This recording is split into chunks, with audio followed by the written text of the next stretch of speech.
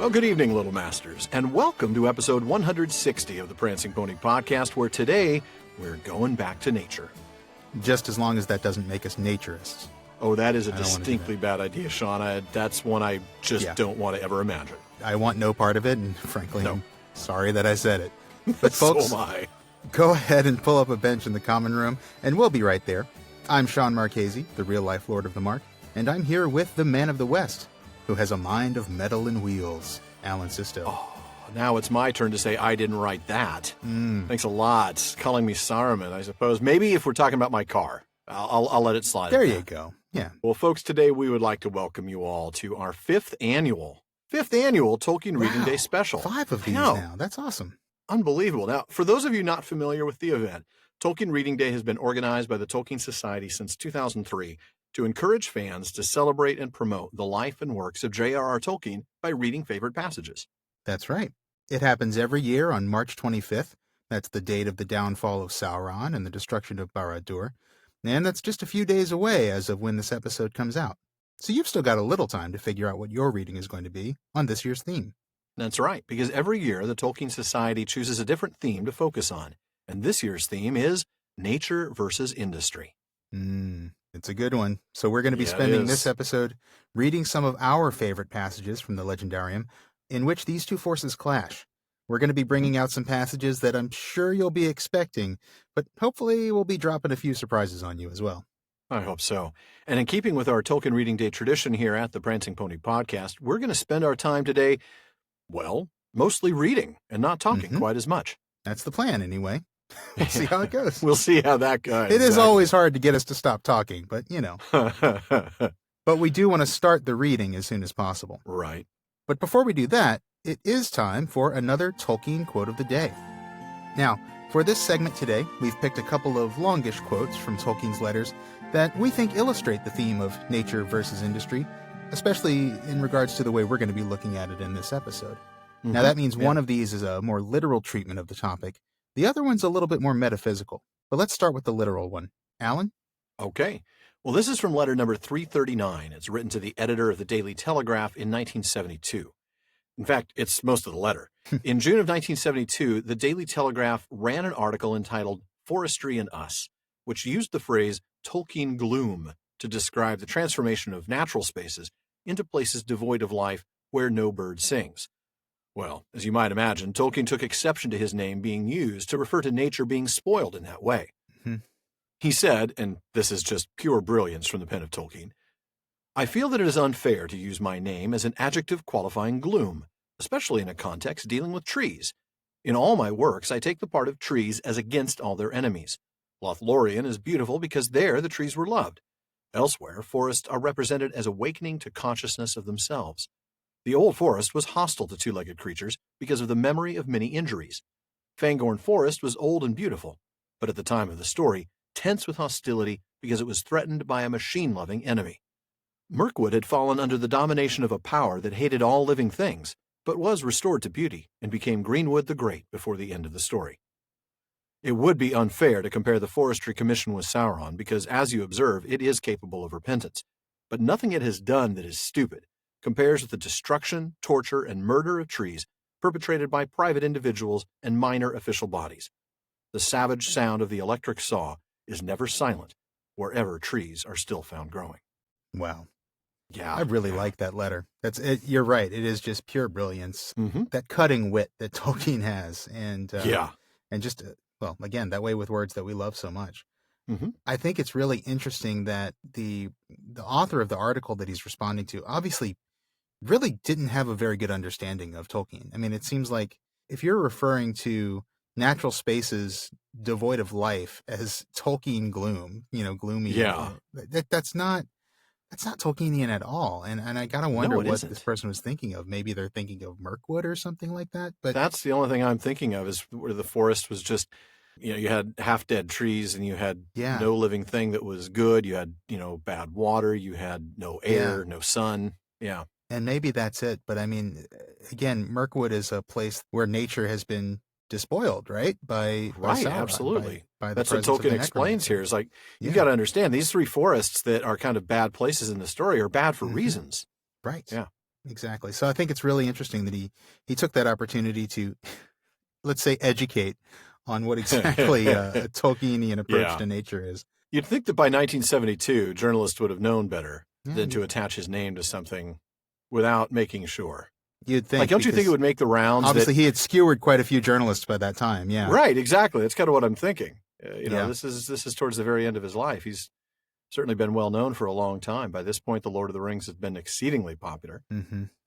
It's been out for quite some time. So. Yeah.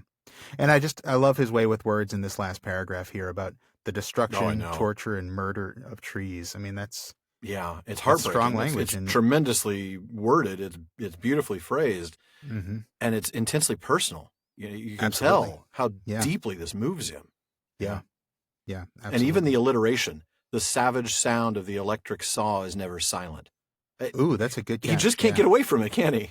No, he really can't. No. That's really cool. I didn't even pick up on that, but yeah, it's totally there. Yeah. Even in a letter to the Daily Telegraph. Yeah, that's I know. Pretty powerful stuff. Pretty amazing stuff. But, I agree. That's our professor, That it is. We should not be surprised by that. No. But we do have another quote of his that illustrates another aspect of this idea of nature versus industry that I want our listeners to be thinking about. Okay. Now, this one is about the idea of using industry or technology or artifice to overcome our own nature. Now, it's a passage that we've talked about before, and it is, of course, from, say it with me, folks, letter number 131 to Milton Waldman. Yep. Now, remember, Tolkien told Waldman all this stuff is mainly concerned with fall, mortality, and the machine. Now, he then went on to explain what fall was and what mortality was, and then he said, both of these, alone or together, will lead to the desire for power, for making the will more quickly effective, and so to the machine, or magic. By the last, I intend all use of external plans or devices, apparatus, instead of development of the inherent inner powers or talents, or even the use of these talents with a corrupted motive of dominating, bulldozing the real world, or coercing other wills. The machine is our more obvious modern form, though more closely related to magic than is usually recognized. And this idea that the machine is more closely related to magic than we recognize is fascinating and important. Yeah. In both cases, it's the use of an external plan or device or even our own talents, but with a corrupt motive to dominate. Mm-hmm. That's right. And we're going to be seeing a lot of that in our readings today. We're going to see characters use external devices to enhance, their natural abilities instead of relying on their own, inner powers or talents, as he says. Now, sometimes we see that being a good thing, but we also see that it can be a path to corruption, and especially when they use that power to dominate, that's when you end up with problems. But we're going to be seeing a lot of that today, and I think one of the most interesting things for me, as we've kind of looked into this topic for this episode today, one of the most interesting things to me has been the way that we use this sort of industry, this kind of industry specifically, to sort of fight against our own natures. So I think it's going to be a really fun episode. I think it is too. As we begin to read, or I should say before we start to read, and we're about to, I was just thinking about this, and this isn't in our notes, but I had this kind of thought as you were reading that quote, this idea of the machine or magic, external plans or devices, instead of developing our own talents. And then he even mentions even the use of our talents, but with corrupt motive. And it made me think that there's almost two scales here. There's a scale, I guess if we wanted to plot this out as an XY graph, you'd have an X-axis that on the left-hand side would be pure motive, and on the right-hand side would be corrupt motive of domination, like the domination of others. Okay. Exactly. And then you'd have a Y-axis that would reflect the involvement of the machine. So at the bottom would be, totally natural. In the middle might be some things that are designed to develop or enhance your inner powers. And at the top would be full-blown machines like Saruman. Okay. Yeah. So, I wonder as we read, I think we'll see where things fall on this spectrum, this sort of XY graph. I don't know. I think that's a good idea. Grasping at straws here. No, I don't think you are. I think that's a really good insight, and I'm glad you came up with it because I think it'll give us something to do to sort of evaluate some of these struggles that we're going to see. And I don't think every reading we have is going to be a straight one-to-one conflict between nature and industry. But I think what we can do is, as we read each of these, we can talk about you sort of plot them on the graph. I think that's a really cool idea. Right. And I think we'll see, maybe we'll see some interesting things, because I think it'll give us a way to sort of quantify the struggle between nature and industry, and the struggle between whether it's a good thing or a bad thing to go one way or the other. That's the thing, because sometimes you're enhancing, yeah, but it's for a good purpose. And sometimes you're using your own natural talent for a very evil purpose. Right, exactly. And sometimes, something like the Rings of Power, the Elven Rings of Power, let's say, I mean, that is a type of industry, isn't it? That's a type of certainly enhancement and as an external device through through technology. We would call it magic, but it's a type of technology. It's something they've developed. No doubt. And they can be used with bad motives. They can be used to dominate, as Sauron did, and as the men did. Yeah. They can be used for a slightly less corrupt purpose, like the dwarves use them. True. Self-serving, but not evil, right? Right. Yeah. Or they could be used with a slightly purer motive, and I think let's talk about that. I think that is a good idea. So, hey, woohoo, I came up with something off the top of my head. It happens sometimes still. That's great. Even after all these years, it still happens. And, if we can, maybe we should see if we can come up with a way to sort of... Wouldn't that be interesting, to turn this into a graphic of some sort that we can mock something up that we can social post. Media. Okay, I'll do that. Well, folks, that's what you have to look forward to today in our reading. We're going to go ahead and get on with the reading, because we are all about the books here at the Prancing Pony Podcast. That is right. We bring you other Tolkien stuff from time to time, but at heart, Alan and I are fans of Tolkien's books, and books about Tolkien. That's our passion. And as you know, we read a lot of books in preparation for the show every week. Though, in fairness, this week we pretty much just read Tolkien's books. But if you'd like to get your hands on a book that we've mentioned, you're going to want to check out the official library page of our website, theprancingponypodcast.com. And there we have links to every book we've mentioned on the show. And there's a lot of other stuff on our website, too.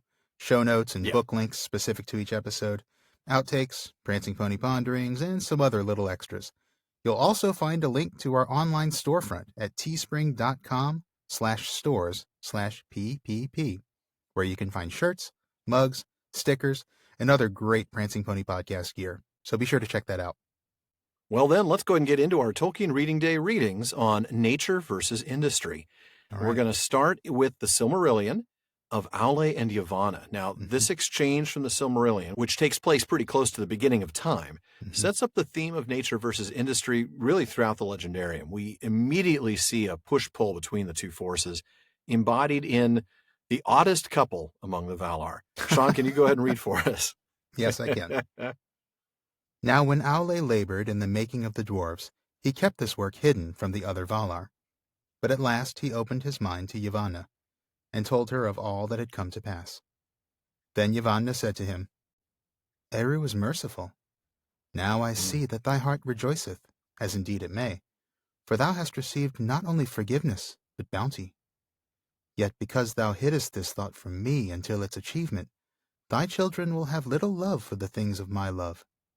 They will love first the things made by their own hands, as doth their father. They will delve in the earth, and the things that grow and live upon the earth they will not heed. Many a tree shall feel the bite of their iron without pity. But Aule answered, That shall also be true of the children of Ilúvatar, for they will eat and they will build. And though the things of thy realm have worth in themselves, and would have worth if no children were to come, yet Eru will give them dominion, and they shall use all that they find in Arda, though not by the purpose of Eru, without respect or without gratitude. Not unless Melkor darken their hearts, said Yavanna. And she was not appeased, but grieved in heart, fearing what might be done upon Middle-earth in days to come. Therefore she went before Manwë, and she did not betray the counsel of Aule, but she said, King of Arda, is it true, as Aule hath said to me, that the children, when they come, shall have dominion over all the things of my labor, to do as they will therewith? It is true, said Manwë. But why dost thou ask? For thou hadst no need of the teaching of Aule. Then Yavanna was silent, and looked into her own thought. And she answered, Because my heart is anxious, thinking of the days to come. All my works are dear to me. Is it not enough that Melkor should have marred so many? Shall nothing that I have devised be free from the dominion of others? If thou hadst thy will, what wouldst thou reserve? Said Manwë. Of all thy realm, what dost thou hold dearest? All have their worth, said Yavanna, and each contributes to the worth of the others. But the Kelvar can flee or defend themselves, whereas the Olvar that grow cannot. And among these I hold trees, dear. Long in the growing, swift shall they be in the felling, and unless they pay toll with fruit upon bough, little mourned in their passing. So I see in my thought. Would that the trees might speak on behalf of all things that have roots, and punish those that wrong them. This is a strange thought, said Manwë. Yet it was in the song, said Yavanna. For while thou wert in the heavens, and with Ulmo built the clouds and poured out the rains, I lifted up the branches of great trees to receive them, and some sang to Ilúvatar amid the wind and the rain. Then Manwë sat silent, and the thought of Yavanna that she had put into his heart grew and unfolded, and it was beheld by Ilúvatar. Then it seemed to Manwë that the song rose once more about him, and he heeded now many things therein that, though he had heard them, he had not heeded before. And at last the vision was renewed, but it was not now remote, for he was himself within it. And yet he saw that all was upheld by the hand of Ilúvatar, and the hand entered in, and from it came forth many wonders that had until then been hidden from him in the hearts of the Ainur. Then Manwë awoke, and he went down to Yavanna upon Azellahar, and he sat beside her beneath the two trees. And Manwë said, O Kementari, Eru hath spoken, saying, Do then any of the Valar suppose that I did not hear all the song, even the least sound of the least voice? Behold, when the children awake, then the thought of Yavanna will awake also, and it will summon spirits from afar. And they will go among the Kelvar and the Olvar, and some will dwell therein, and be held in reverence, and their just anger shall be feared. For a time, while the firstborn are in their power, and while the secondborn are young. But dost thou not now remember, Kementari, that thy thought sang not always alone? Did not thy thought and mine meet also, so that we took wing together like great birds that soar above the clouds? That also shall come to be by the heed of Ilúvatar, and before the children awake, there shall go forth with wings like the wind the eagles of the lords of the west. Then Yavanna was glad, and she stood up, reaching her arms towards the heavens, and she said, High shall climb the trees of Kementari, that the eagles of the king may house therein. But Manwë rose also, and it seemed that he stood to such a height that his voice came down to Yavanna as from the paths of the winds. Nay, he said, only the trees of Aule will be tall enough.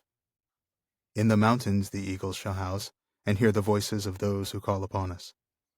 But in the forests shall walk the shepherds of the trees. Then Manwë and Yavanna parted for that time, and Yavanna returned to Aule, and he was in his smithy, pouring molten metal into a mold. Eru is bountiful, she said. Now let thy children beware, for there shall walk a power in the forest whose wrath they will arouse at their peril. None the less they will have need of wood, said Aule, and he went on with his smith-work. Ah, the classic line that prompted so many jokes. Yep. Man, it's a great reading. It's been so long since we've touched on this. I have to say the language is so different. It is so different. It's been a while. Just sitting there and reading a long passage like that, like, wow, this is so really, it hits you as just being so, not archaic, but, well, yeah, really, I guess it is. It is. It's very archaic. It's very formal. And it's not just the thous and the shouldsts and all those. It's just the sentence structure, the way word order and everything. Yeah, man. Right. Yeah. So we get Aule telling Yavanna, his wife, about the dwarves before he tells any of the other Valar. Now, this tells me that although industry, here represented by Aule, and nature, represented by Yavanna, aren't usually in sync with each other, they're not inherently enemies. No, that's Maybe they can work together, right? Mm-hmm. Right, exactly. Yeah, absolutely. Maybe they can work together or come together in some kind of harmony. Yeah, I mean, I don't think Tolkien would have those two married if he thought that these are just two opposing forces that are always going to clash. Right. I mean, that would be Melkor and Varda. Yeah, exactly. Right. That's never going to work. Right. They can work together. They're going to fight like an old married couple or like Gandalf and Aragorn. But they are going to the old married couple of the company. Yes. Right. I agree. I think it's really interesting. One of the first things we get is Yavanna's concern. She's just so she's really concerned, especially about Aule's children, the dwarves, and the fact that they won't heed her creations, all of them. Mm-hmm.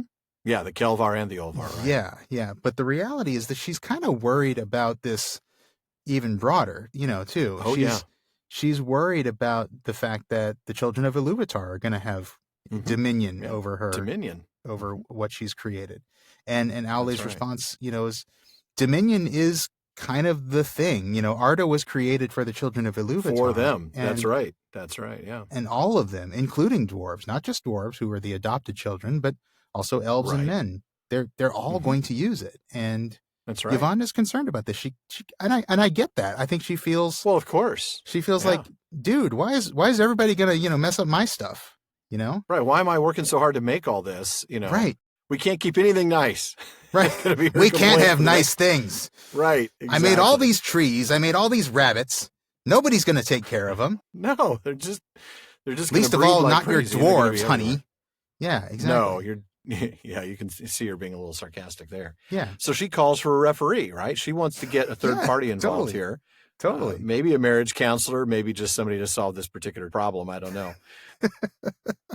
I do love her remark, though, that trees take a long time to grow, but a very short time to kill. That's a very Tolkien comment. It is. So it is indeed a renewable resource, but it takes time to renew. And that's really important, I think, to recognize. Mm-hmm. Yeah. Then she, of course, points out that unless they, I love the phrase, pay toll with fruit upon bough.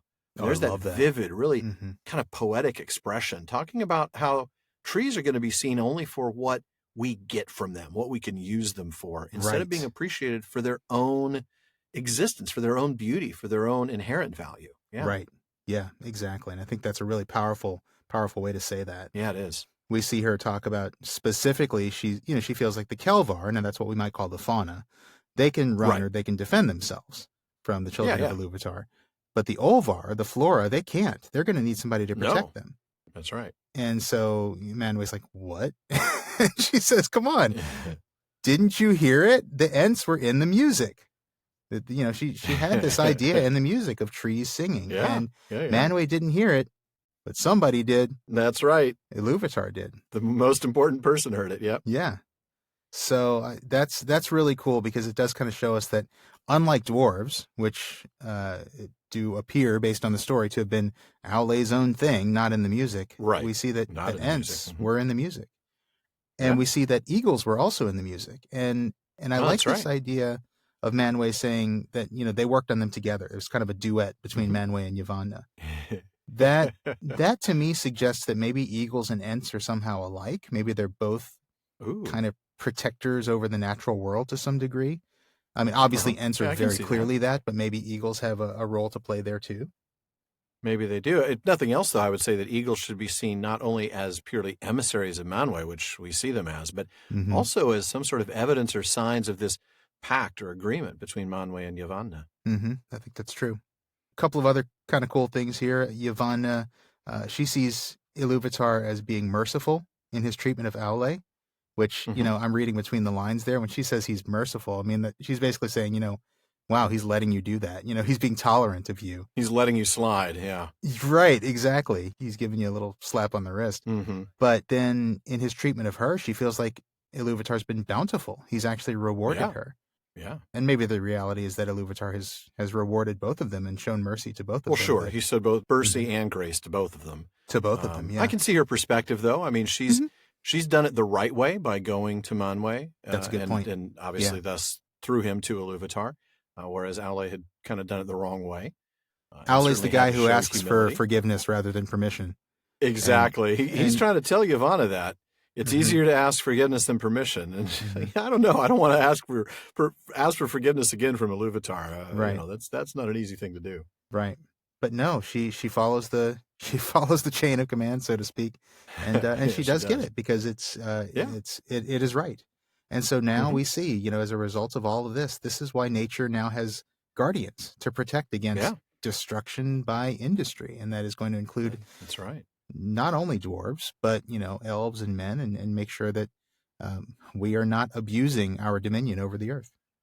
That's right. I mean, we still need wood, and there's nothing wrong with using resources, but it does need to be done responsibly. I think that's what Tolkien's really saying here. I mean, that's a very clear message. So yeah. Yeah. And so I kind of feel like if we're thinking back to the graph that you were talking about, the axes that we're talking about, I don't know. What do you think? Yavanna's worried about everything on the right side of the x-axis. She's worried about the domination motive. She's worried about people just destroying her creations just for no good reason. She's worried about dominion at all, not just domination, but actual just dominion. Well, that's true. She wants to see things, really on the far bottom line, fully natural, with no machine, with no industry that would take over, that would dominate. I think she'd like that. I think her reference to Melkor tells me that she's really worried about people going overboard. But you're right. I mean, I think in her ideal world, she would like nobody to use anything. Maybe just break a little branch off a tree every now and then, and kind of right. She wants to see things stay in the lower left-hand quadrant. Yeah, that's true.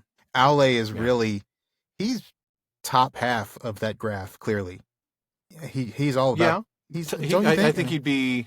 As long as he's not on the right side. I don't think he's not evil, and he certainly doesn't want to see people using it for domination. Dominion is different than domination.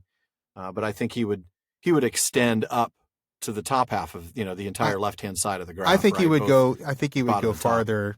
I think he would go a little bit to the right. I think he would. Yeah, maybe. I think he would probably be. I mean, he's the guy who asks for forgiveness, not permission. That's true. He's kind of a rule breaker. Yeah, he is. That's true. And we certainly know that his, shall we say, personal style may have been echoed in some of his followers. That is a very good point. And yes. When you look at who his followers are, I think you can always tell a teacher by his students, right? Yep. Feanor, Sauron. I mean, yeah. I mean, but others, well, yeah, Selkar and Durin, and there's a lot of good ones too. Matan, right? Yeah. Ne'er-do-nel. Ne'er-do-nel was a sculptor. Right, that's right. There's a lot of good ones, but there are. But it is a path to corruption in a lot of cases. Yeah, it's an easy path if you're not very, very careful. Yeah. And it's a path that even Aule himself could have gone down. We talked about this back in season 1. It would have been very easy for him to react the same way Melkor had, with the shame out of which came a secret anger. Right. And that would have been a very natural response. Instead, he chose humility and confession. So, right. Yeah. Interesting. Well, good. I think we'll see a lot more of that graph as we read along. But yeah. Well, I know we kind of broke our rule of not talking too much, but I think that was a good one because I think it does set up the whole conflict really in a nutshell. I agree. I'm glad we spent some time on it. But why don't we go ahead and move on to our second reading? Okay. Now, this next one is still going to be from the Silmarillion. We're still in the first age here. This is actually going to be from the chapter of the Ruin of Doriath. Right. And here we're going to see the children of Yavanna, the ones we were just now talking about, get into a little fight with the children of Aule. And we're also going to see Thingol. Thingol sort of turn away from nature to kind of fall in love with industry in a way. And it's not going to go well for him. No, it won't. Why don't you go ahead and read that one? Long was their labor, and Thingol went down alone to their deep smithies, and sat ever among them as they worked. In time his desire was achieved, and the greatest of the works of elves and dwarves were brought together and made one. And its beauty was very great, for now the countless jewels of the Nauglamir did reflect and cast abroad in marvelous hues the light of the Silmaril amidmost. Then Thingol, being alone among them, made to take it up and clasp it about his neck. But the dwarves in that moment withheld it from him, and demanded that he yield it up to them, saying, By what right does the elven king lay claim to the Nauglamir? It was made by our fathers for Finrod Felagund, who is dead. It has come to him but by the hand of Hurin, the man of Dorloman, who took it as a thief out of the darkness of Nargothrond. But Thingol perceived their hearts, and saw well that desiring the Silmaril, they sought but a pretext and fair cloak for their true intent. And in his wrath and pride he gave no heed to his peril, but spoke to them in scorn, saying, How do ye of uncouth race dare to demand aught of me, Elu Thingol, lord of Beleriand, whose life began by the waters of Cuivian and years uncounted, ere the fathers of the stunted people awoke? Sort of like calling Marty McFly chicken. Sorry. May or may not leave that in. Well said. And standing tall and proud among them, He bade them with shameful words be gone unrequited out of Doriath. Then the lust of the dwarves was kindled to rage by the words of the king, and they rose up about him, and laid hands on him, and slew him as he stood.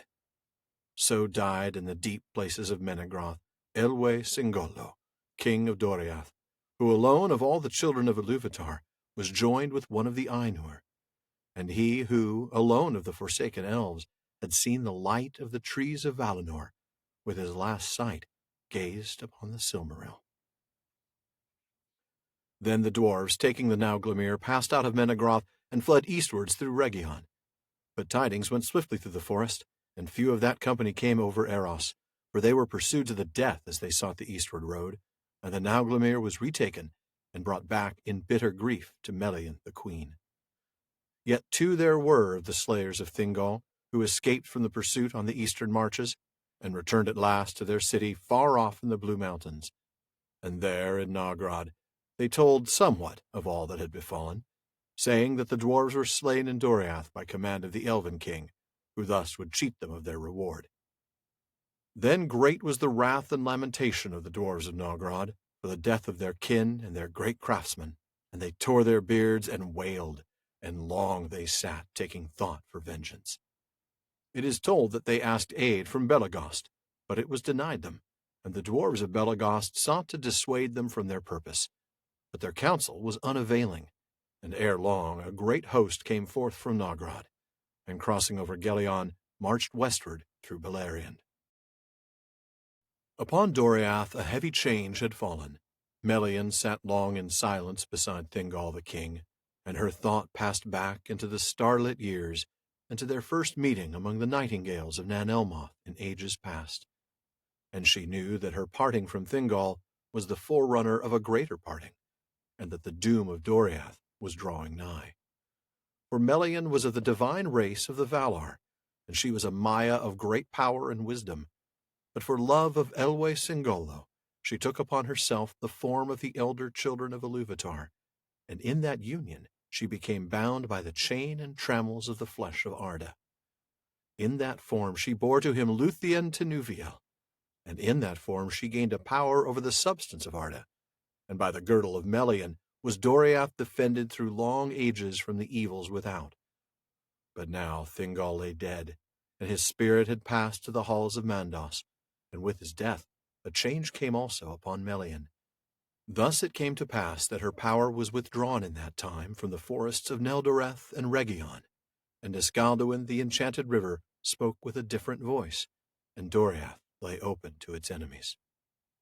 Thereafter Melian spoke to none save to Mablung only, bidding him take heed to the Silmaril, and to send word speedily to Beren and Luthien in Osiriand. And she vanished out of Middle-earth, and passed to the land of the Valar beyond the western sea, to muse upon her sorrows in the gardens of Lorien, whence she came, and this tale speaks of her no more. Thus it was that the host of the Naugrim, crossing over Aros, passed unhindered into the woods of Doriath, and none withstood them, for they were many and fierce, and the captains of the grey elves were cast into doubt and despair, and went hither and thither purposeless. But the dwarves held on their way, and passed over the great bridge, and entered into Menegroth. And there befell a thing most grievous among the sorrowful deeds of the elder days. For there was battle in the 1,000 caves, and many elves and dwarves were slain, and it has not been forgotten. But the dwarves were victorious, and the halls of Thingol were ransacked and plundered. There fell Mablung of the Heavy Hand before the doors of the treasury wherein lay the Nauglamir, and the Silmaril was taken. At that time Beren and Luthien yet dwelt in Tolgallan, the Green Isle, in the river Adurant, southernmost of the streams that, falling from Ered Linden, flowed down to join with Gelion. And their son Dior Eluchil had to wife Nimloth, kinswoman of Celeborn, prince of Doriath, who was wedded to the lady Galadriel. The sons of Dior and Nimloth were Elured and Elurine, and a daughter also was born to them, and she was named Elwing, which is star spray, for she was born on a night of stars, whose light glittered in the spray of the waterfall of Lanthyr Lamath beside her father's house. Now word went swiftly among the elves of Osiriand that a great host of dwarves bearing gear of war had come down out of the mountains, and passed over Gelion at the Ford of Stones. These tidings came soon to Beren and Luthien, and in that time also a messenger came to them out of Doriath, telling of what had befallen there. Then Beren arose and left Tol Galen, and summoning to him Dior his son, they went north to the river Ascar, and with them went many of the green elves of Osirian. Thus it came to pass that when the dwarves of Nogrod, returning from Menegroth with diminished host, came again to Sarnathrod, they were assailed by unseen enemies. For as they climbed up Gelion's banks, burdened with the spoils of Doriath, suddenly all the woods were filled with the sound of elven horns, and shafts sped upon them from every side. There very many of the dwarves were slain in the first onset, but some, escaping from the ambush, held together and fled eastwards towards the mountains.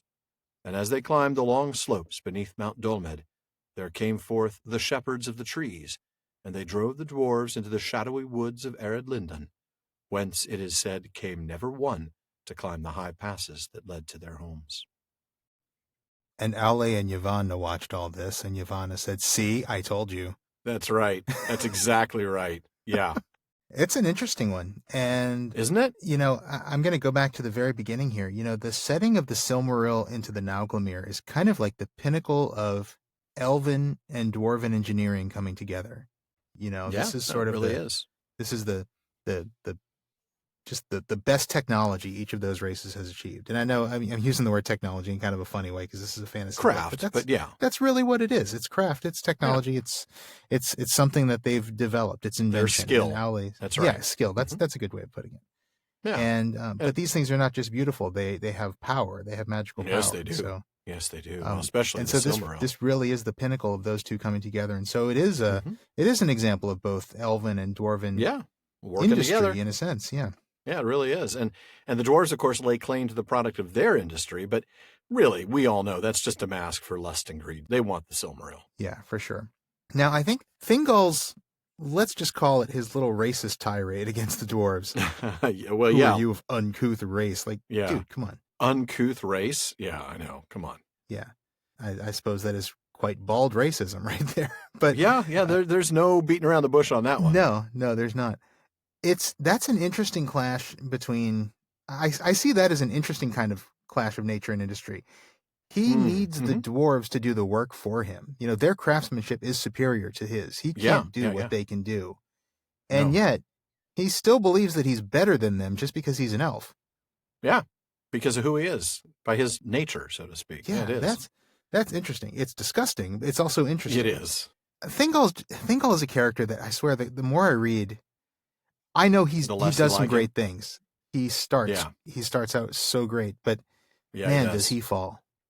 Boy, he does. It's a much more subtle fall, but he falls. It is, yeah. And it's sorrowful, really, because he has every reason to maintain not falling, right? To stay high, to stay right. Yeah. He's married to Melian, the Maya. He's got the light of the trees in her face, Yeah. That's what he wakes up next to in the morning. I mean, he's an elf, so he doesn't sleep much, but still, when he does sleep. That's true, right. Well, speaking of that light, I mean, Thingol's obsession with the Silmaril, which is really a product of Noldoran industry, like you talked about, shows how far he has fallen. The love that he once felt for the two trees, now he gives that to the Nauglamir, to this result of craft. Yeah. Yeah, and the fact that his last sight before he dies is the Silmaril, that's very telling. It's better than his last sight being, oh, look, that's my intestines on the floor. I mean, I suppose I'd probably rather look at the Silmaril too. I suppose that's true. I mean, he was slain where he stood. Wow. Yeah. I mean, what the dwarves, like, one said, lift me up onto your shoulders. I mean, hey. Otherwise, he's bleeding out from the shins. It's because he's tall, right? I mean, let's not forget. I'm not just mocking the fact that dwarves are short. I mean, I am doing that. You're not just mocking, but you are. I'm not just doing that. I'm reminding you that Thingol was like the tallest person ever. Yeah, that's ever. True. He was something like 8 foot tall, basically. I mean, he's a giant. He was really tall. Yeah. I mean, I wouldn't be able to stab him above anything more than like his waist. I mean, he's just a super tall dude. So maybe they did stab him in the waist. I don't know. Maybe. Well, yeah. There are some important bits around there. That's a terrible way to die. There are. But yeah, he dies just gazing upon the Silmaril, and that tells us poetically that his last thoughts are with the Silmaril. He's not thinking of He's not thinking of Melian. His kingdom, his people, Melian, Luthien. No. Yeah, none of that. And then we get the dwarves marching through Doriath, kind of tromping through the forest, probably hacking at things as they go. Oh, yeah. You could probably assume. Just, I need to sharpen my axe on this living tree. Yeah, exactly. It is just the host of Nogrod. We do have to acknowledge that. Belagost said, not us. Yeah. Mm-hmm. Belagost almost played the role of the Teleri in the way they responded to the dwarves of Nogrod, right? Yeah, Remember when the Teleri told Feanor, a friend can tell a friend when they're being an idiot. Don't do this. This is a mistake. Don't do this. You shouldn't do this. Feanor's like, nope, I'm doing it. That's right. And, Nogrod does it, and that's a mistake. I'll kill you. Yeah. Yeah. At least Nogrod didn't attack Belagost on the way. Dwarves are smarter than the Feanorians. We know that. That's, again, low bar. It's a low bar. Wiser, I should say. Smart, but not wise. Exactly. Yeah. What is it? Noldor means the wise ones in the sense of clever, not possessing, not possessing sagacity. Yeah. That's it. Yeah. Yeah. So Melian withdraws her magia. Now, this is sort of a machine, isn't it? Right? I mean, it's her innate gift, but that's one of those things. Because it's sort of this artificial thing that changes what is around you. Is that industry? But that's where we come into that X and Y thing, isn't it? Because so you're talking about the girdle, right? So you're talking about the idea of her kind of withdrawing the girdle from the forest, and it's not protected anymore. That's an interesting question. Is her girdle, is it nature or industry? I guess it is her innate talent, isn't it? Yeah, it is her innate talent, and she's not using it to dominate. True. That's true. She's using it to protect. Yeah. So it is. I mean, I think it's definitely on the left side because it is to protect. Yeah. There's something good. Clearly it's on a good the left motive. Side. But it's got to be at least at the middle line on the vertical axis there. Yeah, I think so. I mean, I think there's. I don't know. It's. Yeah. Oh, that is a tough one. It's somewhere. That somewhere is in interesting, the middle of isn't it? Natural and machine. Yeah. Yeah, because it is definitely artificial in the sense that it's something that, it's artificial because it's not inherent, but it's a power that she has, and the power is inherent. So yeah. Oh, that's interesting. It's like she's using her power to do something that is unnatural for the forest, unnatural for. Well, right, it is unnatural for the forest. That's true. Mm-hmm. So it's interesting. Now, in contrast to, let's just call him Papa Thingol, Luthien and Baron are kind of living. I'm picturing it with like blue hair and blue skin, and like the little Papa red, Smurf. But a really tall cap. Smurf. La la la la la. He's Baron and Luthien are kind of living the most nature-oriented life imaginable. I have to think on Tol Galen. I mean, Tol Galen. Well, let's hope they're not naturists. Hey, if anybody's going to be naturists, they're. Well, that's true. If anybody can be, it's them. Yeah, they've been through enough. Okay, come on, let's let them have their fun. That's what they want to do. Enough. They're both young, good-looking. They're both kids. Consenting adults, and that's right. They do have kids, so that maybe not. Yeah, maybe that's a bad idea. But no, they're definitely living sort of a nature life. Think this through, Shawn. Think this through, man. I know. It's like no, but they are living a very nature-oriented life. You're right. They have to be. Yeah, they're living on the Green Isle. They're not. They've let go of all that stuff. They won the Silmaril. They did not want the Silmaril for anything on the right side of the axis. They did not want to dominate. No. They did not want anything. They just wanted each other. They wanted their love. It's the purest motive imaginable, I think. And so that's right. They were able to let go of the Silmaril and just live this idyllic life. And that's kind of cool. I agree. But then, of course, you get the dwarves, Aule's children. We talked about this right at the end of the reading, being attacked by the shepherds of the trees, the Ents. These are Yavanna's children. So, oh boy, yeah, they're having a little chat about this. But interesting, the dwarves aren't being attacked for despoiling the forest, as far as we know. It's as though the atrocities they've committed on this campaign, right, slaying all these people in Menegroth, that's enough to arouse the anger of the Ents. Unless there's just some things we didn't see. I mean, they could, like you said, maybe they're sharpening some axes and breaking some branches as they go. They're probably not very delicate about the way they go through the forest. But yeah, we don't see that they were doing anything particularly bad to the forest. It does seem as though the Ents are rising up because of these other things they've done. Yeah. Agreed. It's interesting.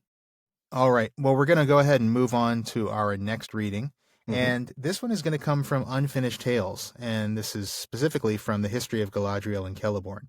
Now, you might think that this is a kind of an unorthodox choice to illustrate the struggle of nature versus industry, but stick with me because I do think it's in there. Okay. We're going to see Galadriel in the Second Age, and we're going to see sort of the aftermath of what she did in the First Age, which we learned was that she was a pupil of both Aule and Yavanna. So she kind of has both sides of the equation in her. We're going to see her found 2 kingdoms. She founds Eregion, which is certainly a place of industry. And we're going to see her found Lorinind, or Lothlorien, which is a place of nature. That's true. And along the way, we're going to see the Eldar struggle with temptation by Sauron's industrial advancement, and eventually open war between the elves and Sauron's war machine. And then, of course, the dwarves show up. It seems that not all industry is inherently evil, but it is very corruptible. So that's going to be something we notice. We also see Celeborn's opinions about the stuff that happened in our last reading, and we get to read about Celebrimbor's horrible death again. That's always worth a few laughs. Now, according to Christopher Tolkien, this section is something that's retold from a very hasty outline that his father had completed. There are a lot of bracketed comments and footnotes. I mean, it is Unfinished Tales after all. But I'm going to be skipping over those. I'm going to try and keep it to the main points. And it's definitely an outline, so keep that in mind as we're going. Yeah. And the section actually starts with a paragraph about Galadriel's family, her marriage to Celeborn, and her children, Celebrian and Amroth. In this version, Amroth's parentage was changed later on, so Celebrian ended up being her only child. Right, yeah. And then that's, I guess, another thing to keep in mind is that, as with so much with the history of Galadriel and Celeborn, there's a lot here that's not entirely canon. It didn't and we're not stick. really sure where he... Right. Yeah, so... But I think that the main points are going to be, illustrative here, so... I think so, too. I'll go ahead and start reading. All right. But eventually, Galadriel became aware that Sauron again, as in the ancient days of the captivity of Melkor, had been left behind. Or rather, since Sauron had as yet no single name, and his operations had not been perceived to proceed from a single evil spirit, prime servant of Melkor, she perceived that there was an evil controlling purpose abroad in the world, and that it seemed to proceed from a source further to the east, beyond Barad-dûr and the Misty Mountains. Celeborn and Galadriel therefore went eastwards, about the year 700 of the Second Age, and established the primarily, but by no means solely, Noldorin realm of Eregion. It may be that Galadriel chose it because she knew of the dwarves of Khazad-dûm, Moria. There were, and always remained, some dwarves on the eastern side of Ered Lindon, where the very ancient mansions of Nagrod and Belagost had been, not far from Nenuyal. But they had transferred most of their strength to Khazad-dûm. Celeborn had no liking for dwarves of any race, as he showed to Gimli and Lothlorien, and never forgave them for their part in the destruction of Doriath. But it was only the host of Nagrod that took part in that assault, and it was destroyed in the battle of Sarn-Athrod.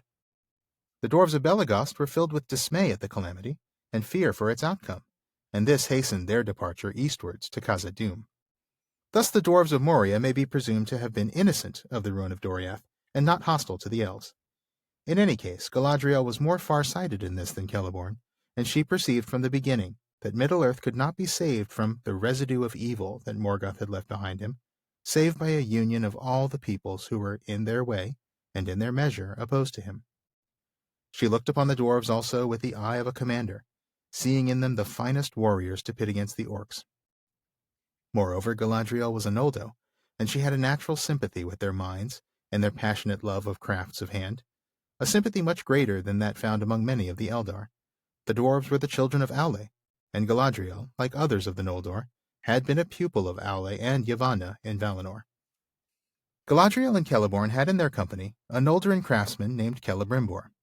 Celebrimbor had an almost dwarvish obsession with crafts, and he soon became the chief artificer of Eregion, entering into a close relationship with the dwarves of Khazad-dûm, among whom his greatest friend was Narvi. Both elves and dwarves had great profit from this association, so that Eregion became far stronger, and Khazad-dûm far more beautiful, than either would have done alone. The building of the chief city of Eregion, Ost-in-Edhil, was begun in about the year 750 of the Second Age. News of these things came to the ears of Sauron, and increased the fears that he felt concerning the coming of the Númenorians to Lindon and the coasts further south, and their friendship with Gil-galad. And he heard tell also of Aldarion, son of Tar-Manildor, the king of Númenor, now become a great shipbuilder, who brought his vessels to haven far down into the Harad. Sauron therefore left Eriador alone for a while, and he chose the land of Mordor, as it was afterwards called, for a stronghold, as a counter to the threat of the Númenorian landings. When he felt himself to be secure, he sent emissaries to Eriador, and finally, in about the year 1200 of the Second Age, came himself, wearing the fairest form that he could contrive. But in the meantime, the power of Galadriel and Celeborn had grown, and Galadriel, assisted in this by her friendship with the dwarves of Moria, had come into contact with the Nandarin realm of Lorinend on the other side of the Misty Mountains. This was peopled by those elves who forsook the great journey of the Eldar from Cuiviénen and settled in the woods of the Vale of Anduin, and it extended into the forests on both sides of the great river, including the region where afterwards was Dol Guldur. These elves had no princes or rulers, and led their lives free of care while all Morgoth's power was concentrated in the northwest of Middle-earth. But many Sindar and Noldor came to dwell among them, and their Sindarizing under the impact of Beleriandic culture began. It is not made clear when this movement into Lorinend took place. It may be that they came from Eregion by way of Khazad-dûm and under the auspices of Galadriel. Galadriel, striving to counteract the machinations of Sauron, was successful in Lorinend, while in Lindon Gil-galad shut out Sauron's emissaries and even Sauron himself. But Sauron had better fortune with the Noldor of Eregion, and especially with Celebrimbor, who desired in his heart to rival the skill and fame of Feanor. In Eregion, Sauron posed as an emissary of the Valar, sent by them to Middle-earth, thus anticipating the Istari, or ordered by them to remain there to give aid to the elves. He perceived at once that Galadriel would be his chief adversary and obstacle, and he endeavored therefore to placate her, bearing her scorn with outward patience and courtesy. Sauron used all his arts upon Celebrimbor and his fellow smiths, who had formed a society or brotherhood, very powerful in Eregion, the Gwaith-i Myrdain, but he worked in secret, unknown to Galadriel and Celeborn. Before long, Sauron had the Gwaith-i Myrdain under his influence, for at first they had great profit from his instruction in secret matters of their craft. So great became his hold on the Myrdain that at length he persuaded them to revolt against Galadriel and Celeborn and to seize power in Eregion, and that was at some time between 1350 and 1400 of the Second Age. Galadriel thereupon left Eregion and passed through Khazad-dûm to Lorinend, taking with her Amroth and Celebrian. But Celeborn would not enter the mansions of the dwarves, and he remained behind in Eregion, disregarded by Celebrimbor. In Lorinend, Galadriel took up rule and defense against Sauron. Sauron himself departed from Eregion about the year 1500, after the Myrdain had begun the making of the Rings of Power.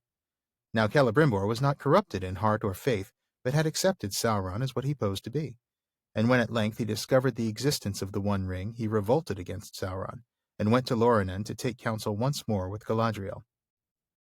They should have destroyed all the Rings of Power at this time, but they failed to find the strength. Galadriel counseled him that the 3 rings of the elves should be hidden, never used, and dispersed, far from Eregion where Sauron believed them to be. It was at that time that she received Nenya, the White Ring, from Celebrimbor, and by its power the realm of Lorinend was strengthened and made beautiful.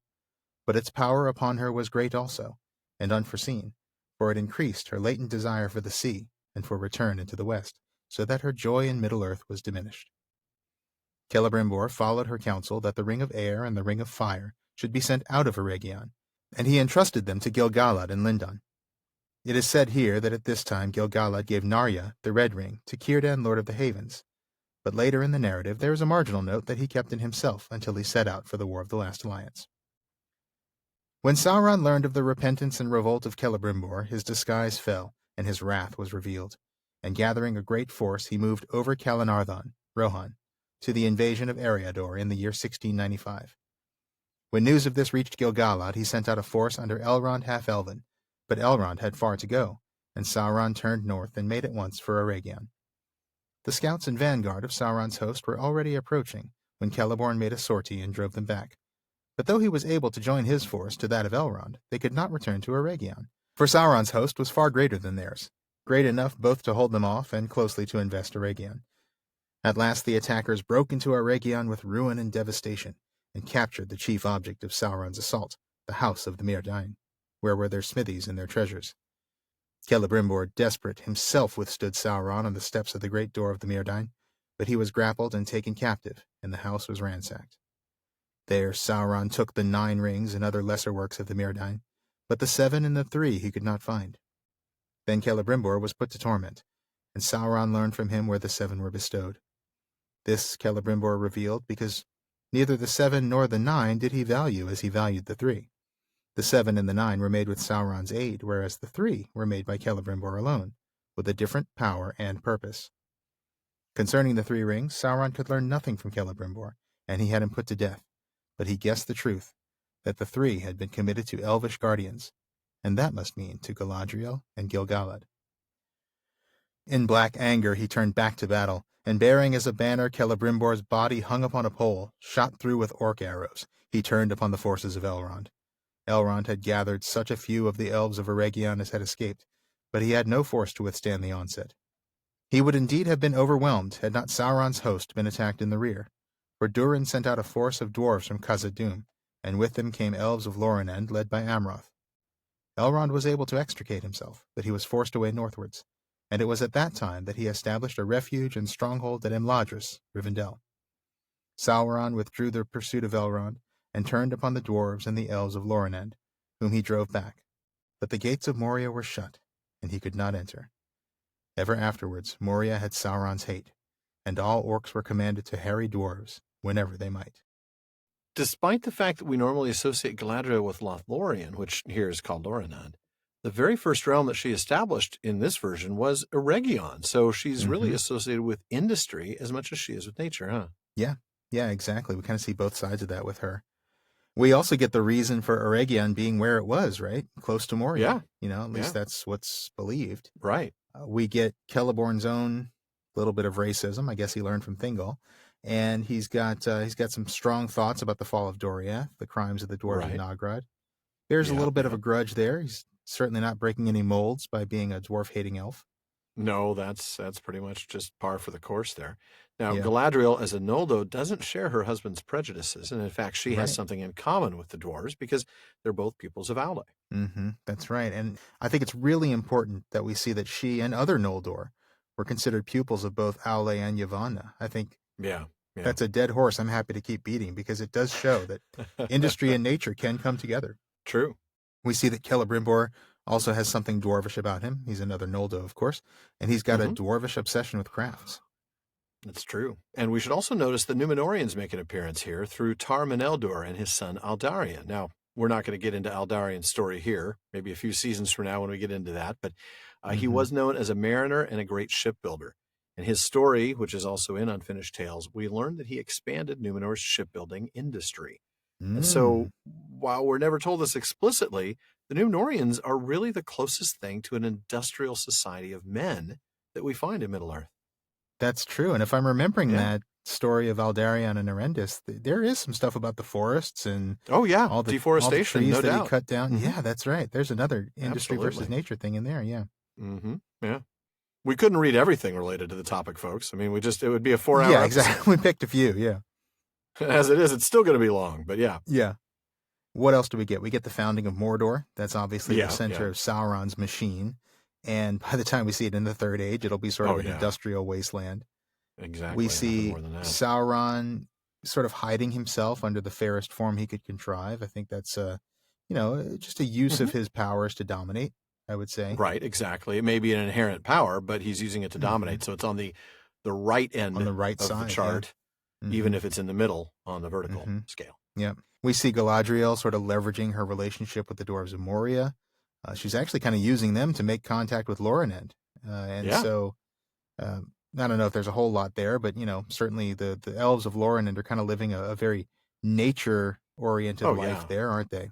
Yeah, there's not much of a developed civilization. There's no ruler, sort of a utopia.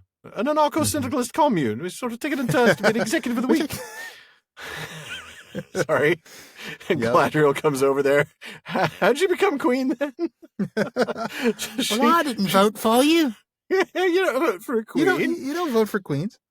Yeah, so she goes there to contest Sauron's King of Tirion. Sorry, go ahead. She contests Sauron's machinations, sort of a Cold War between nature and industry here, really, between the elves and Sauron seems to begin, doesn't it? Mm-hmm. Yeah. So Sauron goes to Eregion. He knows that that's where he's going to find his kind of foothold with the elves. Mm-hmm. That's right. He's really going to appeal to their desire to learn from his craftsmanship. And right. Of course he finds friends among Feanor's peeps, right? Big surprise, thwack. Yeah. But I do really like the clarification that Celebrimbor was tricked. He wasn't corrupted. Oh, yeah. Right. He never really became evil. He was just fooled. So to those of you who've played the Shadow of Mordor games, really seriously not even close to canon, please just understand that's not. Don't they make Celebrimbor evil in that? Yeah, they really do. It's really unfortunate. I never played that game. Just wait till you find out what they do with Isildur. He becomes a ring wraith. He's a ring wraith, isn't he? I remember reading that. Yeah. I don't get me started. Anyway, let's get back on track. Let's back on track. Yeah. Yeah. So let's talk about the Gwaithí Myrdain. They're sort of an industrial guild. They're very much craftsman's guild. Mm-hmm. And then we go on the other side of the mountains. Lorenan becomes the place of defense against Sauron's machine. Celebrimbor travels there to take counsel. Nenya, which is of course a product of industry, right? This is one of the Elven rings. It does make Lorenan more beautiful. So industry is making nature more beautiful. Mm-hmm. But we also know that it pulls Galadriel in two directions. And we see that struggle when we meet her in Fellowship, don't we? That's really true. So we see there that Galadriel starts out using this machine, right, for a good purpose. So she's in the top left quadrant. Right. When she starts out using her Ring of Power. By the time we see her with Frodo, we do see her starting to struggle with the idea of maybe she's going to, maybe she would want the One Ring. Maybe she would want to dominate. That would push her more towards that right quadrant. Mm-hmm. So, we definitely see some struggle in her. Absolutely, we do. We see this Cold War become a hot war when Sauron invades Calanarthon. Not to put too fine a point on the nature thing, but Calanarthon means green region, and Eregion means land of holly. So just going to throw that out there. These are places nature very associated titles with the nature that's found there. Yep. Absolutely. And it definitely becomes a hot war if you're poor Celebrimbor, whose, body pierced with all those arrows is now hanging as a banner. But look, the dwarves of Khazad-dûm and the elves of Lorenan are fighting side by side, almost, Shawn, as if industry and nature can work together. It's almost like almost like we picked passages that would illustrate that. You'd think that. Pretty cool. Speaking of readings, we're going to move on to our next one, which is going to come from the Akalabaith.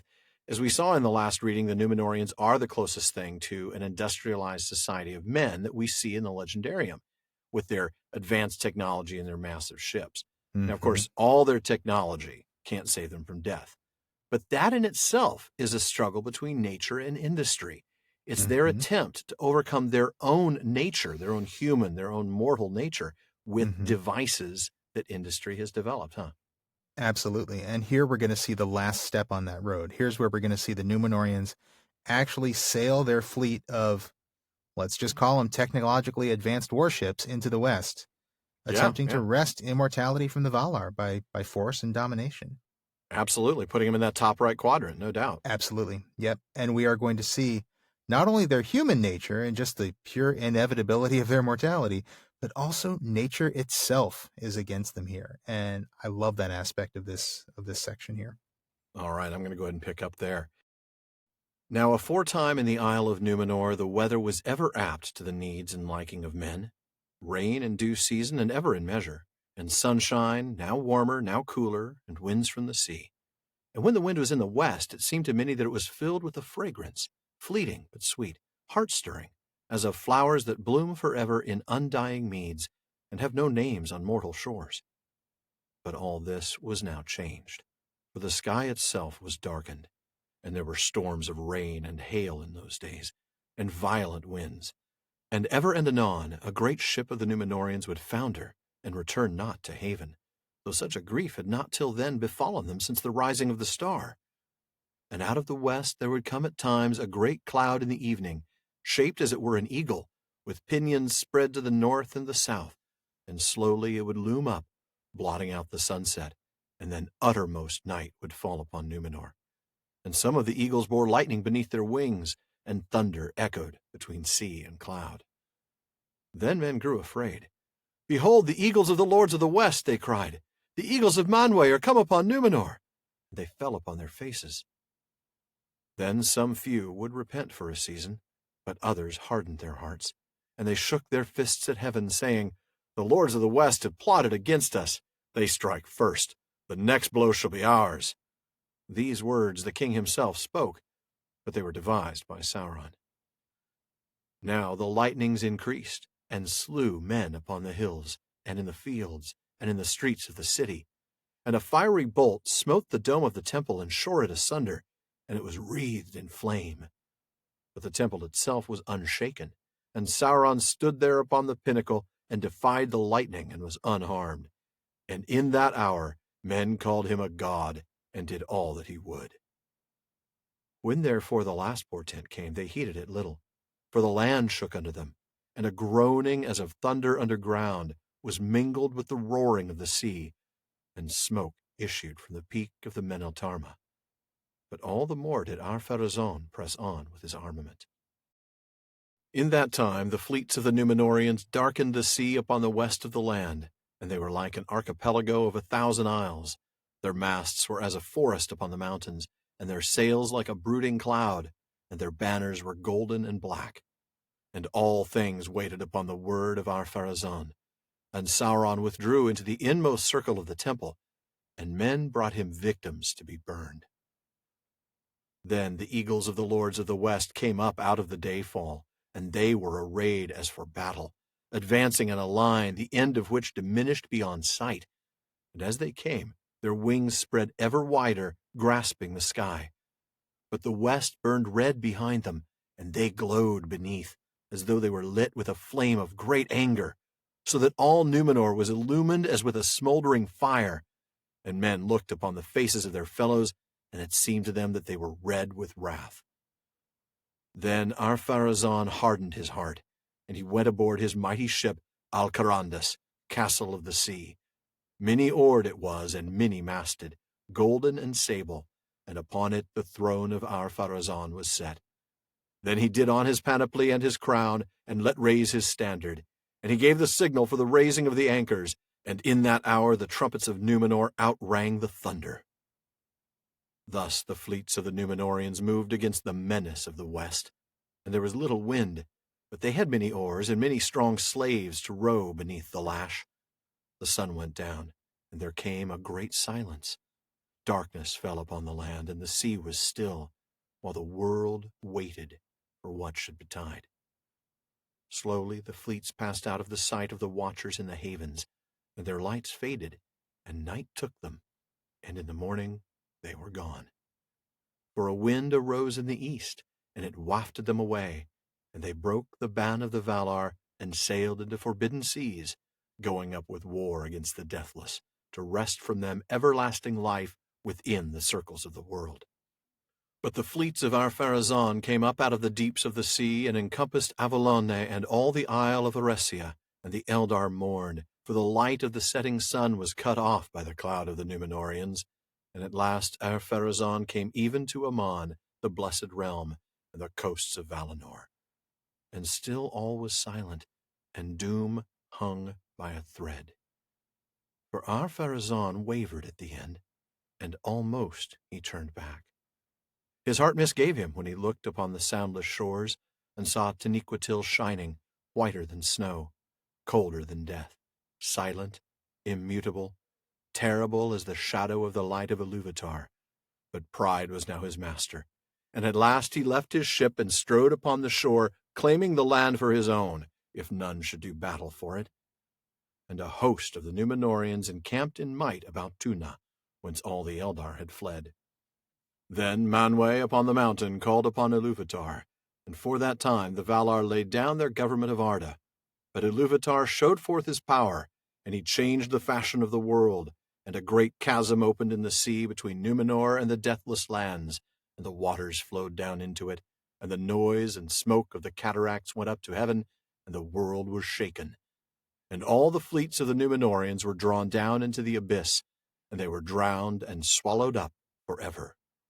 But Ar-Pharazôn the king, and the mortal warriors that had set foot upon the land of Aman, were buried under falling hills. There it is said that they lie imprisoned in the caves of the forgotten until the last battle and the day of doom. But the land of Aman and Eresia of the Eldar were taken away and removed beyond the reach of men forever. And Andor, the land of gift, Númenor of the kings, Elenna of the star of Eärendil, was utterly destroyed. For it was nigh to the east of the great rift, and its foundations were overturned, and it fell and went down into darkness, and is no more. And there is not now upon earth any place abiding where the memory of a time without evil is preserved. For Ilúvatar cast back the great seas west of Middle-earth, and the empty lands east of it, and new lands and new seas were made, and the world was diminished, for Valinor and Erisea were taken from it into the realm of hidden things. In an hour unlooked for by men this doom befell, on the 39th day since the passing of the fleets. Then suddenly fire burst for the Meneltarma, and there came a mighty wind and a tumult of the earth, and the sky reeled and the hills slid, and Númenor went down into the sea, with all its children and its wives and its maidens and its ladies proud, and all its gardens and its halls and its towers, its tombs and its riches, and its jewels and its webs and its things painted and carven, and its laughter and its mirth and its music, its wisdom and its lore, they vanished forever. And last of all, the mounting wave, green and cold and plumed with foam, climbing over the land, took to its bosom Tar-Miriel, the queen, fairer than silver or ivory or pearls. Too late she strove to ascend the steep ways of the Meneltarma to the holy place, for the waters overtook her, and her cry was lost in the roaring of the wind. But whether or no it were that Amandil came indeed to Valinor, and Manwë hearkened to his prayer, by grace of the Valar, Elendil and his sons and their people were spared from the ruin of that day. For Elendil had remained in Romenna, refusing the summons of the king when he set forth to war, and avoiding the soldiers of Sauron that came to seize him and drag him to the fires of the temple. He went aboard his ship and stood off from the shore, waiting on the time. There he was protected by the land from the great draught of the sea that drew all towards the abyss, and afterwards he was sheltered from the first fury of the storm. But when the devouring wave rolled over the land, and Númenor toppled to its fall, then he would have been overwhelmed, and would have deemed it the lesser grief to perish, for no wrench of death could be more bitter than the loss and agony of that day. The great wind took him, wilder than any wind that men had known, roaring from the west, and it swept his ships far away, and it rent their sails and snapped their masts, hunting the unhappy men like straws upon the water. 9 ships there were, 4 for Elendil, and for Isildur 3, and for Anarion 2. And they fled before the black gale out of the twilight of doom into the darkness of the world. And the deeps rose beneath them in towering anger. And waves like unto mountains moving with great caps of writhen snow bore them up amid the wreckage of the clouds, and after many days cast them away upon the shores of Middle-earth. And all the coasts and seaward regions of the western world suffered great change and ruin in that time. For the seas invaded the lands, and shores foundered, and ancient isles were drowned, and new isles were uplifted, and hills crumbled, and rivers were turned into strange courses. Wow. Man, that's such a powerful passage. Isn't it? And yeah, there is a lot here. I mean... But we can't talk about all of it, right? We're going to keep this brief because it's Tolkien Reading Day, not Alan and Shawn Talking Day. I know. But I mean, we see that nature used to be on their side. They used to have this great weather. Now, weather is going to be the chief weapon of the Valar against them, right? Lightning. Yeah, absolutely. Eagle clouds, right? Symbolic of Valar, Manwë, obviously. But remember our first reading? They were made with Yavanna's help. So they can also be seen as protectors of nature, really. Mm-hmm. Yeah, you've got kind of a struggle here between the Valar sort of representing nature and Sauron, who's basically sort of an industrial warlord. Now, I realize that it's not exactly the path he took with the Númenóreans. He kind of corrupted them in other ways, but still, that's who he is. And that is what's going on here. That's kind of the nature of this struggle. Mm-hmm. And Ar-Pharazôn's massive fleet is an industrial marvel in itself. It's the technological wonder of the Second Age. I mean, he has a castle of the sea. That name's pretty telling, yeah. It is pretty cool. I mean, granted, that's some sort of poetic exaggeration, I'm sure, but it's still going to be a massive ship, no doubt. Definitely. And then we get this bit about the Númenorian trumpets outringing the thunder. I mean, that is just a classic struggle against nature moment. And again, it is. Yeah. It's their trumpets. It's their devices that they've created. And they're using them to try and dominate, aren't they? Yeah, they are. Absolutely. And speaking of dominating, they've got slaves to row against the wind, right? This is sort of a kind of machine. It's overcoming nature's resistance through domination over these people who are kept as slaves. That makes me think that sometimes industry is just kind of another word for stubbornness.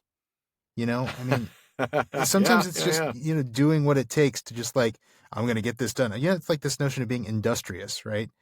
I think in some ways, I don't know, maybe I'm reading too much into it, but I just kind of feel like sometimes you're just, I'm going to do this even if everything is stacked against me. And that's the thing with the slaves to me.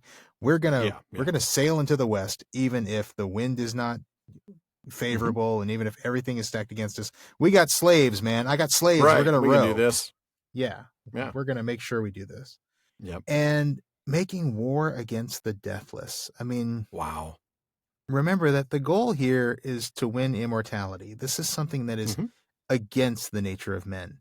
And they're going to try and do it by force of arms and just by pure, I'm going to say, sort of technological superiority. I mean, they should not, most men would not be able to sail into the West. Obviously, if the Númenorians are able to make the trip into the West, they must have something.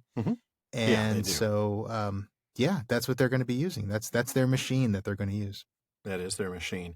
And certainly on the XY chart here, right? I mean, we're talking about far right. Top right. And as far up as you can possibly get. This is the upper right-hand corner right here. we're like the very edge of the graph, Right. The very corner, top right corner. and yet with all that technology, nature proves greater. Nature, well, in this case, the creator proves greater. I mean, land and seas are changed. The entire globe is changed so that human industry can never make this voyage again. Right. And furthermore, all that Númenor has ever accomplished, well, in Númenor itself, obviously Númenor has accomplished some things in Middle-earth that continue to stay, but the things that Númenor has accomplished in and of itself, the culture of Númenor, it's destroyed forever. It's gone. Wiped out in one fell swoop of nature, of an act by the creator. Yep. Well, and what could be more natural than the will of the creator? Right. Right? Exactly. So, exactly. Yeah. Wow. That's a powerful one. Isn't it? That really is. And I remember when we read that, as I'm looking through the text, I'm seeing that probably consisted of like 4 or 5 of our separate readings when we went through that chapter in the podcast in season 1. It was really neat to read that all in one fell swoop. So intense. I got goosebumps at a few points. It's so me powerful. too, man. Yeah. Yeah. Good stuff. All right. Well, we're going to go kind of in the opposite direction now. We're going to go with a much shorter reading. Actually, I'm going to do a series of very short readings. And we're going to skip ahead to the third age here. I'm calling this our Hobbit interlude. And what I've got here is a few very short 1 or 2 paragraph passages from The Hobbit to illustrate the fact that even in Tolkien's simple fairy tale, The Hobbit, that's the book that most of us don't really give a second thought. Well, until you listen to season 2 of this podcast. But I want to show that even in this book, this simple kid's book, the struggle between nature and industry is present if you know where to look. That's right. And we'll start with isolated introductions to the goblins, who clearly represent industry, and wood elves, who are nature, and then we'll see them clash at the Battle of the Five Armies. Shawn? Okay. So the first passage I'm going to read is about the goblins as they are introduced in Chapter 4, Over Hill and Under Hill. Sounds good. There in the shadows, on a large flat stone, sat a tremendous goblin with a huge head, and armed goblins were standing round him, carrying the axes and the bent swords that they use. Now goblins are cruel, wicked, and bad-hearted. They make no beautiful things, but they make many clever ones. They can tunnel and mine as well as any but the most skilled dwarves, when they take the trouble, though they are usually untidy and dirty. Hammers, axes, swords, daggers, pickaxes, tongs, and also instruments of torture they make very well, or get other people to make to their design, prisoners and slaves that have to work till they die for want of air and light. It is not unlikely that they invented some of the machines that have since troubled the world, especially the ingenious devices for killing large numbers of people at once, for wheels and engines and explosions always delighted them, and also not working with their own hands more than they could help. But in those days and those wild parts they had not advanced, as it is called, so far. They did not hate dwarves especially, no more than they hated everybody and everything, and particularly the orderly and prosperous. In some parts wicked dwarves had even made alliances with them, but they had a special grudge against Thorin's people, because of the war which you have heard mentioned, but which does not come into this tale.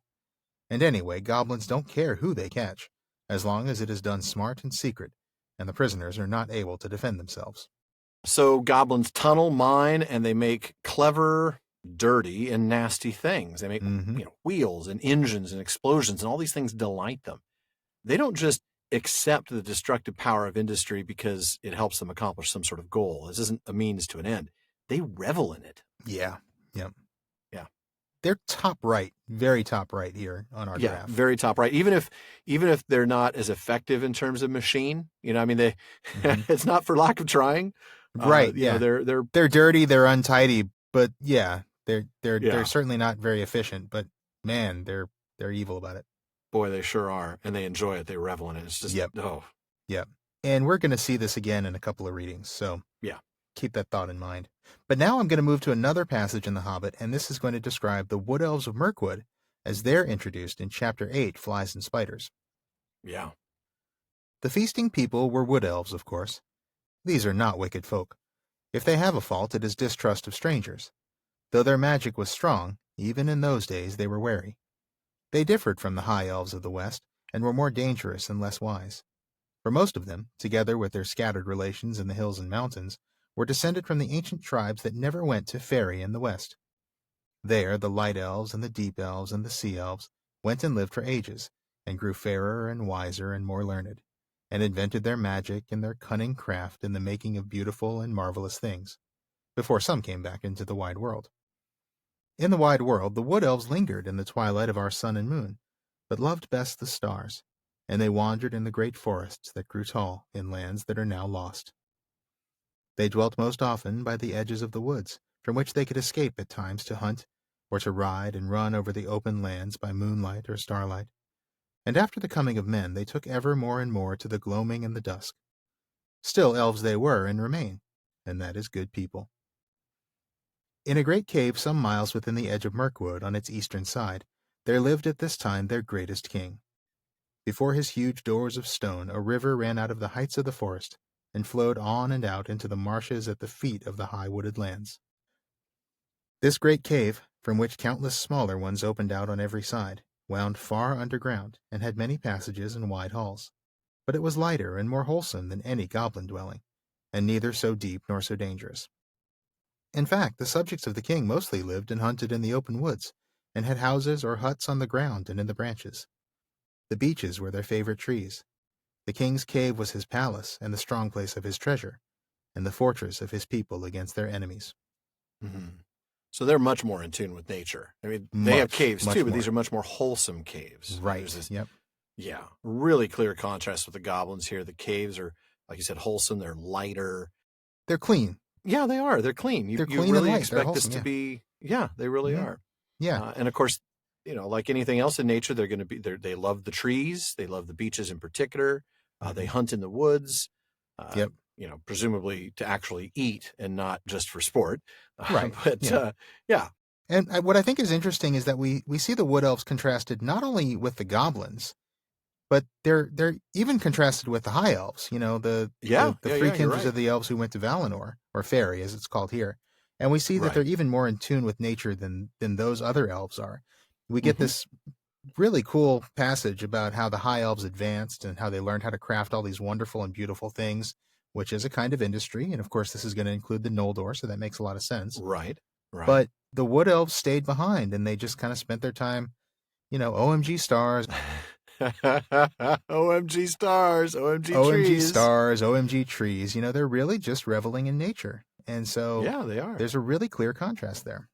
Yeah, there is a much more clear contrast than there would be between, let's say, the goblins and the Noldor. Not that the Noldor are comparable, but they do have those elements of industry that the Wood Elves clearly don't have. Yeah. So if the goblins are top right, then really the Wood Elves of Mirkwood are pretty much bottom left. They really they generally they have use good some motives. things, every right? I mean, once they've got in a the while, dungeons and they can be dangerous, and they take prisoners. They're like in the middle of that lower left quadrant. Yeah, they're not far, but they're still good left. people. Mm-hmm. No, Absolutely. no, they're not. Absolutely. Exactly. So when these two races meet on the battlefield, the hatred is cold and bitter, as we see in chapter 17, the clouds burst. And that's where our last reading of The Hobbit's going to come from, huh? Yeah, and it's a really short one, but I just wanted to kind of see these two kind of come together. Okay. The elves were the first to charge. Their hatred for the goblins is cold and bitter. Their spears and swords shone in the gloom with a gleam of chill flame. So deadly was the wrath of the hands that held them.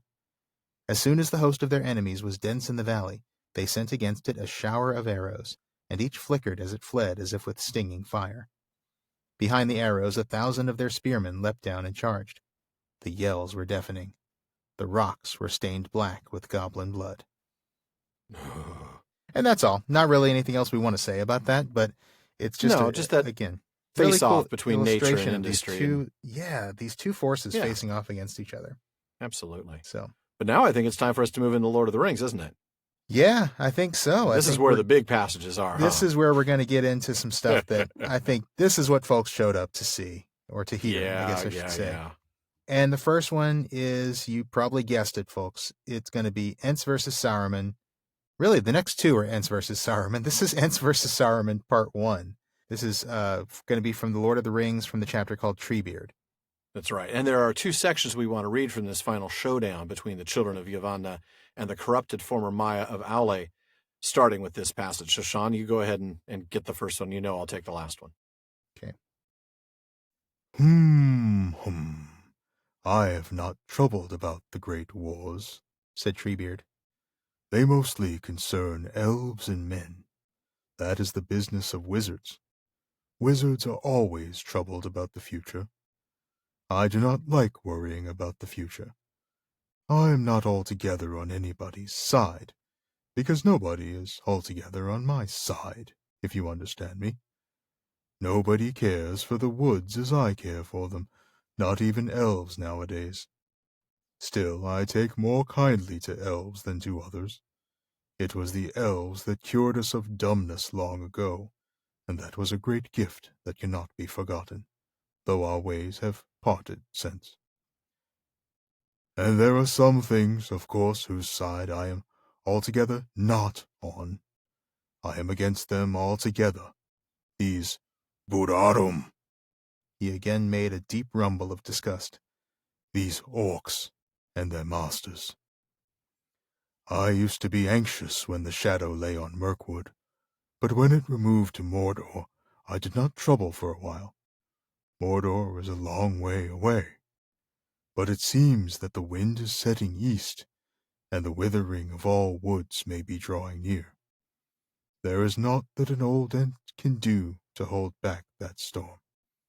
He must weather it, or crack. But Saruman now. Saruman is a neighbor. I cannot overlook him. I must do something, I suppose. I have often wondered lately what I should do about Saruman. Who is Saruman? Asked Pippin. Do you know anything about his history? Saruman is a wizard, answered Treebeard. More than that, I cannot say. I do not know the history of wizards. They appeared first after the great ships came over the sea. But if they came with the ships, I never can tell. Saruman was reckoned great among them, I believe. He gave up wandering about and minding the affairs of men and elves some time ago. You would call it a very long time ago. And he settled down at Angrenost, or Isengard as the men of Rohan call it. He was very quiet to begin with, but his fame began to grow. He was chosen to be the head of the White Council, they say, but that did not turn out too well. I wonder now if even then Saruman was not turning to evil ways. But at any rate, he used to give no trouble to his neighbors. I used to talk to him. There was a time when he was always walking about my woods. He was polite in those days, always asking my leave, at least when he met me, and always eager to listen. I told him many things that he would never have found out by himself, but he never repaid me in like kind. I cannot remember that he ever told me anything, and he got more and more like that. His face, as I remember it, I have not seen it for many a day, became like windows in a stone wall, windows with shutters inside. I think that I now understand what he is up to. He is plotting to become a power. He has a mind of metal and wheels, and he does not care for growing things, except as far as they serve him for the moment. And now it is clear that he is a black traitor. He has taken up with foul folk, with the orcs. Worse than that, he has been doing something to them, something dangerous. For these Isengarders are more like wicked men. It is a mark of evil things that came in the great darkness, that they cannot abide the sun. But Saruman's orcs can endure it, even if they hate it. I wonder what he has done. Are they men he has ruined? Or has he blended the races of orcs and men? That would be a black evil. Treebeard rumbled for a moment, as if he were pronouncing some deep, subterranean Entish malediction. Some time ago I began to wonder how orcs dared to pass through my woods so freely, he went on. Only lately did I guess that Saruman was to blame, and that long ago he had been spying out all the ways and discovering my secrets. He and his foul folk are making havoc now. Down on the borders they are felling trees, good trees. Some of the trees they just cut down and leave to rot. Orc mischief that, but most are hewn up and carried off to feed the fires of Orthanc. There is always a smoke rising from Isengard these days. Curse him, root and branch. Many of those trees were my friends, creatures I had known from nut and acorn. Many had voices of their own that are lost forever now, and there are wastes of stump and bramble where once there were singing groves. I have been idle. I have let things slip. It must stop. Treebeard raised himself from his bed with a jerk, stood up, and thumped his hand on the table. The vessels of light trembled and sent up 2 jets of flame. There was a flicker like green fire in his eyes, and his beard stood out stiff as a great besom. I will stop it, he boomed, and you shall come with me. You may be able to help me. You will be helping your own friends that way, too. For if Saruman is not checked, Rohan and Gondor will have an enemy behind, as well as in front. Our roads go together, to Isengard. We will come with you, said Merry. We will do what we can. Yes, said Pippin. I should like to see the White Hand overthrown. I should like to be there even if I could not be of much use. I shall never forget Ugluk and the crossing of Rohan. Good, good, said Treebeard. But I spoke hastily. We must not be hasty. I have become too hot. I must cool myself and think, for it is easier to shout stop than to do it. He strode to the archway and stood for some time under the falling rain of the spring. Then he laughed and shook himself, and wherever the drops of water fell glittering from him to the ground, they glinted like red and green sparks. He came back and laid himself on the bed again, and was silent. Oh, I can't wait till we get to Treebeard. I know. I can't, it was such a long passage, and, I'm trying to be sensitive to the time of this episode, and I'm like, I really don't feel like I can spend full Treebeard time, like yeah. I want to do it like slower than I did it, Yeah. Oh, I know. I felt the same thing when I was. But it's like we'll be here all day if I do it at the proper exactly. pace. I'm like, okay, I'm kind of rushing it, but that's all right. I mean, Treebeard takes a long time to say anything because if it's something worth saying, he's going to do that. That's right. Reflection on Saruman's crimes, his rising anger here that Treebeard has. Let's talk a little bit about that. Yeah, we can talk. Not long.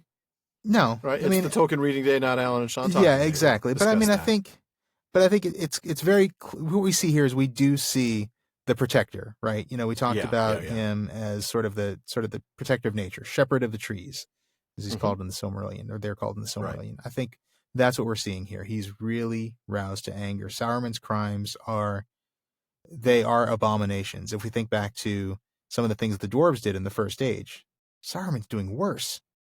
Not only is he killing, he's doing, all this bad stuff we're going to see. And I think it's really interesting that Treebeard doesn't really seem to understand wizards very much. He kind of thinks of them as an other. Yeah. That to me seems like a subtle nature versus industry statement. The Ents are pure nature. And wizards, they're all about studying things and learning things and advancing. And I think there's a little nature versus industry in the fact that Treebeard doesn't understand wizards. Yeah, I mean, it's not just Saruman. Obviously, Saruman's a whole different ballgame, but wizards in general. But, wars are wizard business, even for Gandalf. I mean, his whole job here is to stop Sauron and to encourage all the free peoples to fight against him. Interesting that the Ents even see that elves aren't really necessarily on the side of nature. So, they don't see them as being far enough to the bottom part of this axis, if you will. Yeah, that's true. Elves have kind of gotten wrapped up in their own stuff. Yeah. Orcs are definitely not on the side of nature. He knows that much. Yeah. He sees where they are. They're really not on our side. The elves may be neutral, and we can't count on them to always be on our side, but we know who's our enemy. Yeah. We know who is clearly our enemy, and it's those Burarum orcs. Burarum. We get interesting distinction between Sauron and Saruman. Treebeard is really only worried about Saruman. That's sort of that's the immediate threat because he's closer to Fangorn. Was it the wolf that one hears is worse than the orc that one fears? Yeah, there you go. A reflection of that Boromir line we just had a few episodes back. Yeah. To me, it kind of reminds me of this idea we talked about earlier. The idea that industry is really it's a problem when it encroaches on nature. I think I don't think that Treebeard would have as much of a problem with the stuff Saruman is doing if it didn't involve, cutting down trees. Yeah. If we go back to Ali and Yavanna, that's really what we learned there, isn't it? It's not a problem to advance and use resources as long as you're not destroying nature wantonly to do it. Right. And yet the interesting thing is that logic is kind of flawed because the way Treebeard sees it, Saruman is worse than Sauron. Yeah. Now, we know that's not the case. So clearly Treebeard's just got a limited perspective, but I guess that makes sense. I mean, that they're here on Earth to sort of play a specific role. And from the perspective of that role, Saruman is doing worse than Sauron. That's true. Yeah. Treebeard, Saruman is a wizard, as if that's really all that matters. In a way, it's that, like you talked about, that other, he's different from me. But they were friends once. At least he acted like a friend. Probably just spying out all the ways, gathering information. But he acted like a friend. Yeah, acted long enough just to get that information, like you said. The mind of metal and wheels, that classic quote about Saruman's obsession with industry, the line you tried to tag me with at the beginning of the episode. No care for growing things. Only in the best possible way does it apply to you. Is there a possible way that's good? Okay, no, fine. All right. No, I know. So no care for growing things except as far as they serve him for the moment. It's a lot like Yavanna's line about paying toll with fruit upon bough, the fear that nature is only going to be valued for what it yields.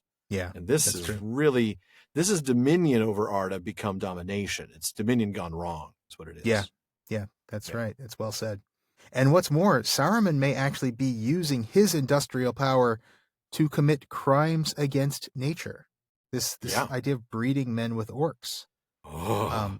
I mean, that's dark stuff. That's becoming another Morgoth, basically. Yeah, it is. Absolutely. We see that Saruman is committing, sort of another one of those cardinal sins of dominion turned into domination. Right. Some of the trees aren't even used. They cut down these trees and they're left to rot. It would be one thing if it was like Aule. They need wood. Yeah. But they're cutting down trees they don't need. Yeah, they're just doing it to do it. They're being wanton and cruel. Mm-hmm. Yes, exactly. And so that is why we see that nature, in the form of the Ents and the Huorns, is finally roused to anger. And boy, we see what can happen when Ents are roused to anger. Remember that passage that we read a few sections ago about the destruction of the dwarves. So, But Treebeard is patient, not hasty, as we find out at the end of that passage. So we'll see the results of this in our next reading, huh? Yes, we will. And this is the big one. This is going to be Ents versus Saruman, Part 2. And this is from The Lord of the Rings, of course. This is from the chapter Flotsam and Jetsam. This is the final showdown. Saruman is going to face the full wrath of the Ents. And you folks know what's going to happen to Isengard. It's not going to end well. And Yavanna is going to be watching from Valinor cheering. Yes, she will. We came down over the last ridge into Nan Coronir after night had fallen, Mary continued. It was then that I first had the feeling that the forest itself was moving behind us. I thought I was dreaming an Entish dream, but Pippin had noticed it too. We were both frightened, but we did not find out more about it until later. It was the Huorns, or so the Ents call them in short language. Treebeard won't say much about them, but I think they are Ents that have become almost like trees, at least to look at. They stand here and there in the wood or under its eaves, silent, watching endlessly over the trees. But deep in the darkest dales there are hundreds and hundreds of them, I believe. There is a great power in them, and they seem able to wrap themselves in shadow. It is difficult to see them moving, but they do. They can move very quickly if they are angry. You stand still looking at the weather, maybe, or listening to the rustling of the wind, and then suddenly you find that you're in the middle of a wood with great groping trees all around you. They still have voices and can speak with the Ents. That's why they're called Huorns, Treebeard says. But they've become queer and wild, dangerous. I should be terrified of meeting them if there were no true Ents about to look after them. Well, in the early night, we crept down a long ravine into the upper end of the Wizard's Vale, the Ents with all their rustling Huorns behind. We could not see them, of course, but the whole air was full of creaking. It was very dark, a cloudy night. They moved at a great speed as soon as they had left the hills, and made a noise like a rushing wind. The moon did not appear through the clouds, and not long after midnight there was a tall wood all round the north side of Isengard. There was no sign of enemies nor of any challenge. There was a light gleaming from a high window in the tower, that was all. Treebeard and a few more Ents crept on, right round to within sight of the great gates. Pippin and I were with him. We were sitting on Treebeard's shoulders, and I could feel the quivering tenseness in him. But even when they are aroused, Ents can be very cautious and patient. They stood still as carved stones, breathing and listening. Then all at once there was a tremendous stir. Trumpets blared, and the walls of Isengard echoed. We thought that we'd been discovered and that battle was going to begin, but nothing of the sort. All Saruman's people were marching away. I don't know much about this war or about the horsemen of Rohan, but Saruman seems to have meant to finish off the king and all his men with one final blow. He emptied Isengard. I saw the enemy go. Endless lines of marching orcs, and troops of them mounted on great wolves. And there were battalions of men, too. Many of them carried torches, and in the flare I could see their faces. Most of them were ordinary men, rather tall and dark-haired, and grim, but not particularly evil-looking. There were some others that were horrible, man-high, but with goblin faces, sallow, leering, squint-eyed. Do you know, they reminded me at once of that southerner at Bree, only he was not so obviously orc-like as most of these were. I thought of him too, said Aragorn. We had many of these half-orcs to deal with at Helm's Deep. It seems plain now that that southerner was a spy of Saruman's, but whether he was working with the Black Riders or for Saruman alone, I do not know. It is difficult with these evil folk to know when they are in league and when they are cheating one another. Well, of all sorts together there must have been 10,000 at the very least, said Mary. They took an hour to pass out of the gates. Some went off down the highway to the fords, and some turned away and went eastward. A bridge has been built down there about a mile away where the river runs in a very deep channel. You could see it now if you stood up. They were all singing with harsh voices and laughing, making a hideous din.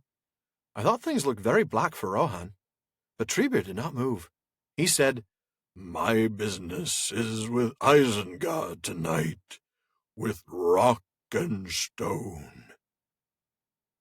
But though I could not see what was happening in the dark, I believe that Huorns began to move south as soon as the gates were shut again. Their business was with orcs, I think.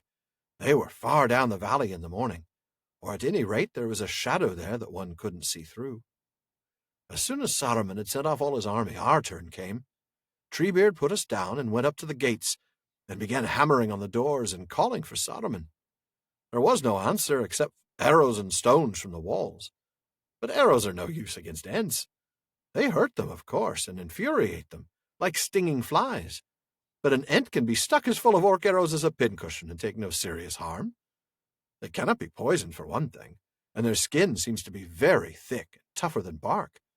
It takes a very heavy axe stroke to wound them seriously. They don't like axes, but there would have to be a great many axemen to one Ent. A man that hacks once at an Ent never gets a chance of a second blow. A punch from an Ent fist crumples up iron like thin tin. When Treebeard had got a few arrows in him, he began to warm up, to get positively hasty, as he would say. He let out a great hoom-hom, and a dozen more Ents came striding up. An angry Ent is terrifying. Their fingers and their toes just freeze onto rock, and they tear it up like bread crust. It was like watching the work of great tree roots in 100 years, all packed into a few moments. They pushed, pulled, tore, shook, and hammered, and clang, bang, crash, crack, in 5 minutes. They had these huge gates just lying in ruin, and some were already beginning to eat into the walls like rabbits in a sandpit. I don't know what Saruman thought was happening, but anyway, he did not know how to deal with it. His wizardry may have been falling off lately, of course, but anyway, I think he's not much grit, not much plain courage alone in a tight place without a lot of slaves and machines and things, if you know what I mean. Very different from old Gandalf. I wonder if his fame was not all along mainly due to his cleverness in settling at Isengard. No, said Aragorn. Once he was as great as his fame made him. His knowledge was deep, his thought was subtle, and his hands marvelously skilled, and he had a power over the minds of others. The wise he could persuade, and the smaller folk he could daunt. That power he certainly still keeps. There are not many in Middle-earth that I should say were safe, if they were left alone to talk with him, even now when he has suffered a defeat. Gandalf, Elrond, and Galadriel, perhaps, now that his wickedness has been laid bare, but very few others. The Ents are safe, said Pippin. He seems at one time to have got round them, but never again. And anyway, he did not understand them, and he made the great mistake of leaving them out of his calculations. He had no plan for them, and there was no time to make any once they had set to work. As soon as our attack began, the few remaining rats in Isengard started bolting through every hole that the Ents made.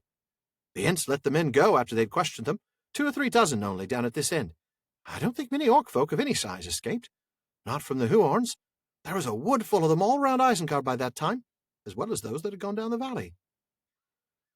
When the Ents had reduced a large part of the southern walls to rubbish, and what was left of his people had bolted and deserted him, Saruman fled in a panic. He seems to have been at the gates when we arrived. I expect he came to watch his splendid army march out. When the Ents broke their way in, he left in a hurry.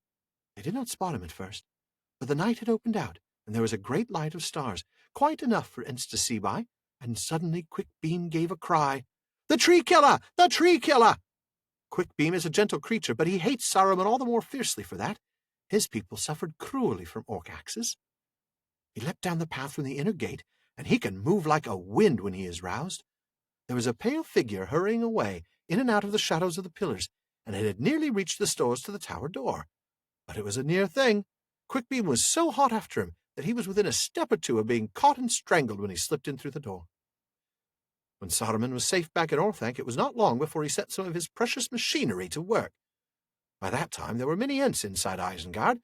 Some had followed Quickbeam, and others had burst in from the north and east. They were roaming about and doing a great deal of damage. Suddenly, up came fires and foul fumes.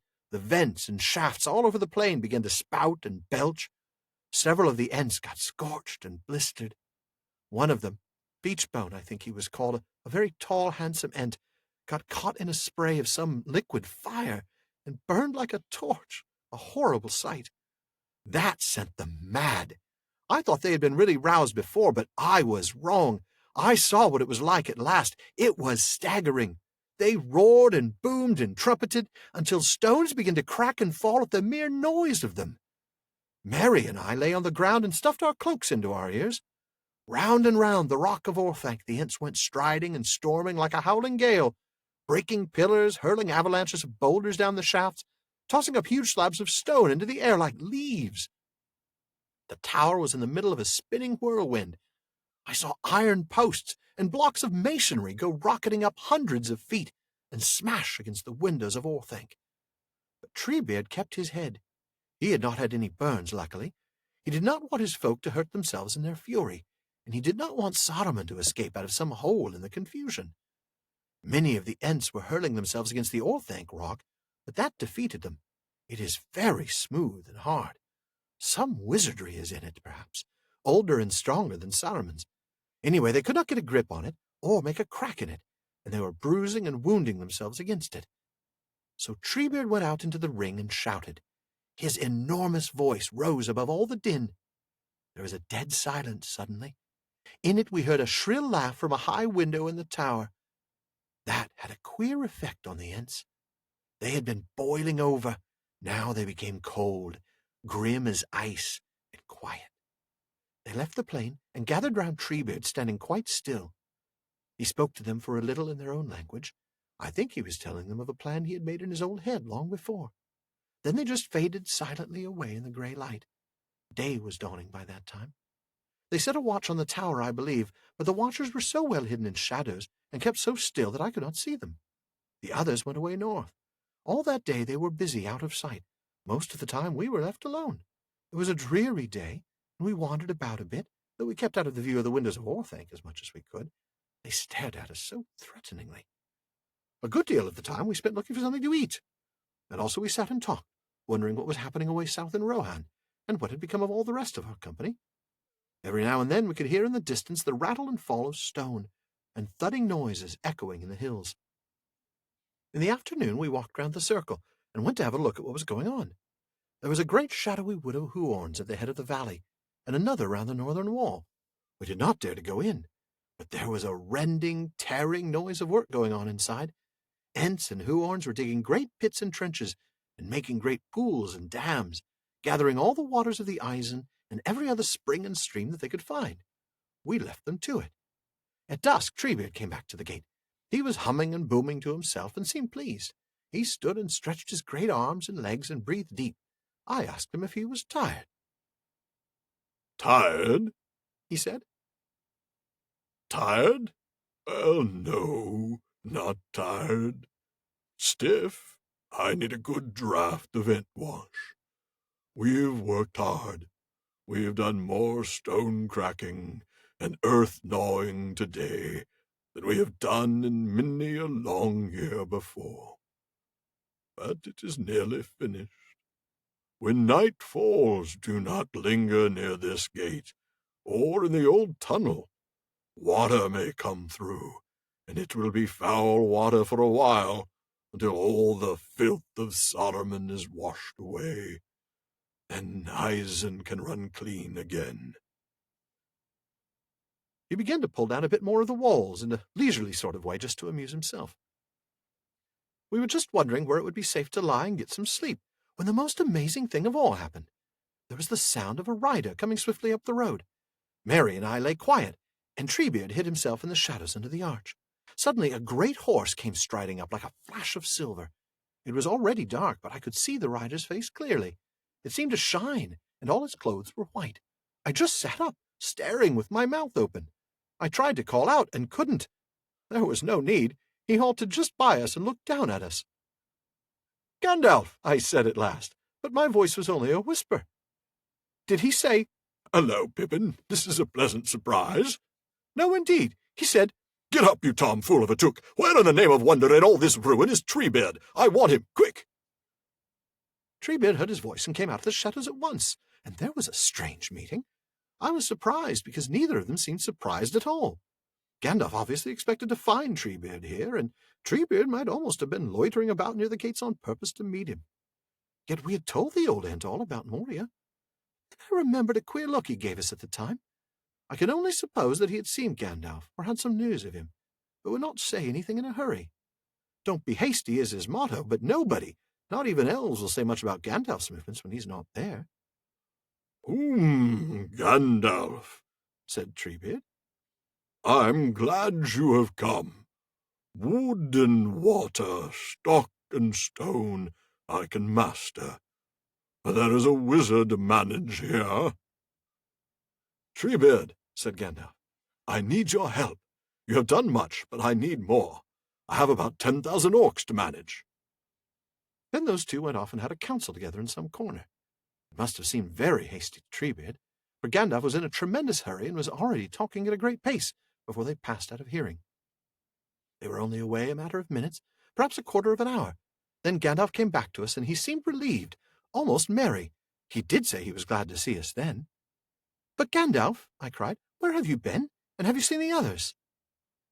"Wherever I have been, I am back," he answered in the genuine Gandalf manner. "Yes, I have seen some of the others, but news must wait. This is a perilous night, and I must ride fast. But the dawn may be brighter, and if so, we shall meet again. Take care of yourselves, and keep away from Orthanc. Goodbye." Treebeard was very thoughtful after Gandalf had gone. He'd evidently learnt a lot in a short time and was digesting it. He looked at us and said, "Well, I find you are not such hasty folk as I thought. You said much less than you might, and no more than you should. This is a bundle of news and no mistake. Well, now Treebeard must get busy again." Before he went, we got a little news out of him. It did not cheer us up at all, but for the moment we thought more about you three than about Frodo and Sam, or about poor Boromir, for we gathered that there was a great battle going on, or soon would be, and that you were in it, and might never come out of it. "Huorns will help," said Treebeard. Then he went away, and we did not see him again until this morning. It was deep night. We lay on top of a pile of stone and could see nothing beyond it. Mist or shadows blotted out everything like a great blanket all round us. The air seemed hot and heavy, and it was full of rustlings, creakings, and a murmur like voices passing. I think that hundreds more of the Huorns must have been passing by to help in the battle. Later there was a great rumble of thunder away south, and flashes of lightning far away across Rohan. Every now and then we could see mountain peaks, miles and miles away, stab out suddenly, black and white, and then vanish. And behind us there were noises like thunder in hills, but different. At times the whole valley echoed. It must have been about midnight when the Ents broke the dams and poured all the gathered waters through a gap in the northern wall down into Isengard. The Huorn dark had passed, and the thunder had rolled away. The moon was sinking behind the western mountains. Isengard began to fill up with black creeping streams and pools. They glittered in the last light of the moon as they spread over the plain. Every now and then the waters found their way down into some shaft or spout hole.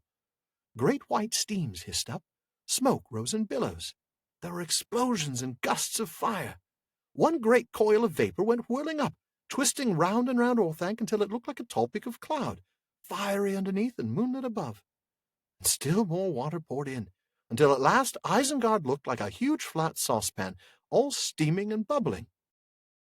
"We saw a cloud of smoke and steam from the south last night when we came to the mouth of Nan Curanir," said Aragorn. "We feared that Saruman was brewing some new devilry for us." "Not he," said Pippin. "He was probably choking and not laughing any more. By the morning, yesterday morning, the water had sunk down into all the holes, and there was a dense fog.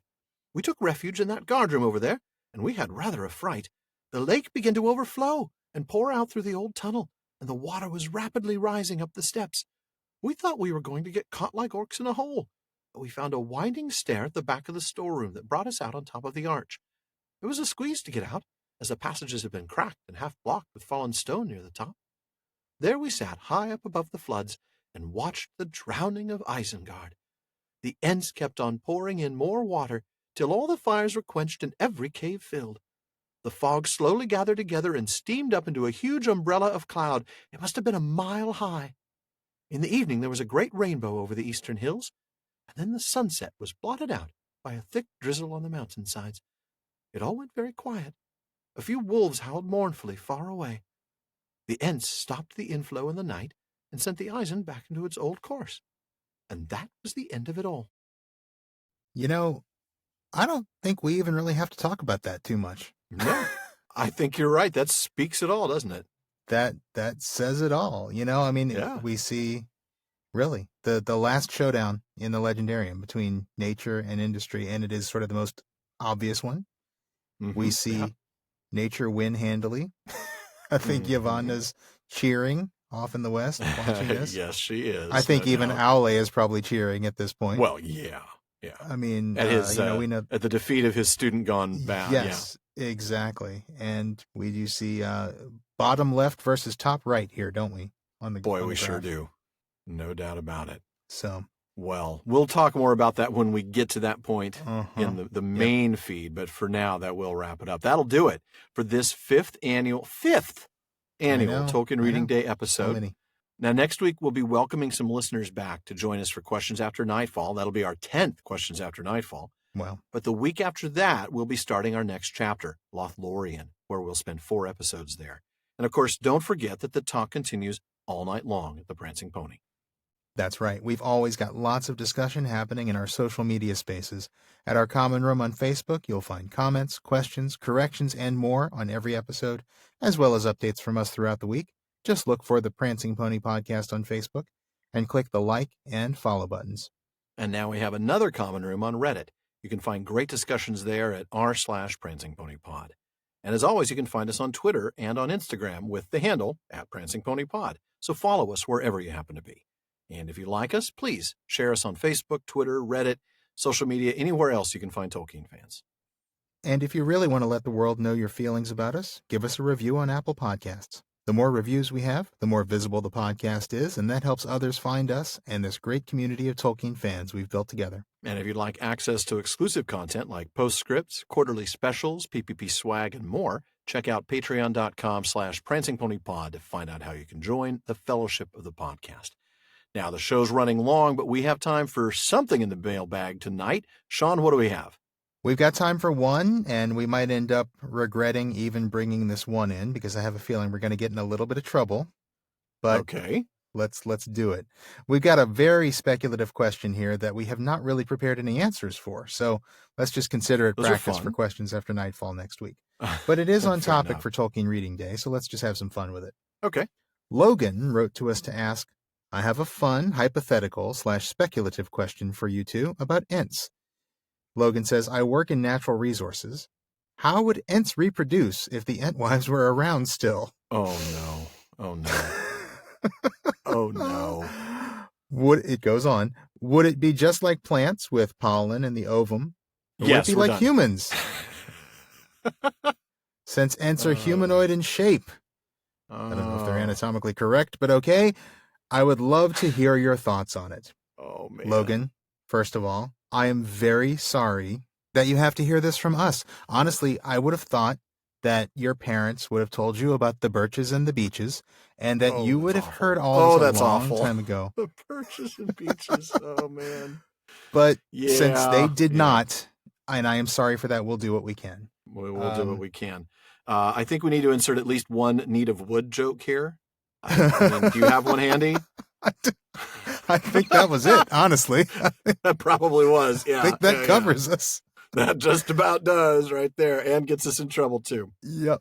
Oh, goodness. Oh, man. Obviously, there's... Man, I don't even... Of course there's Do Aule and Yavanna watch? I want to know. No. I mean, hey, look. They've been married for a long time. You never know what they might... Okay, anyway. No. Obviously, there's nothing in Tolkien on this. No. There's nothing in Flora of Middle-earth either. Because those are decent people. Because they're decent people.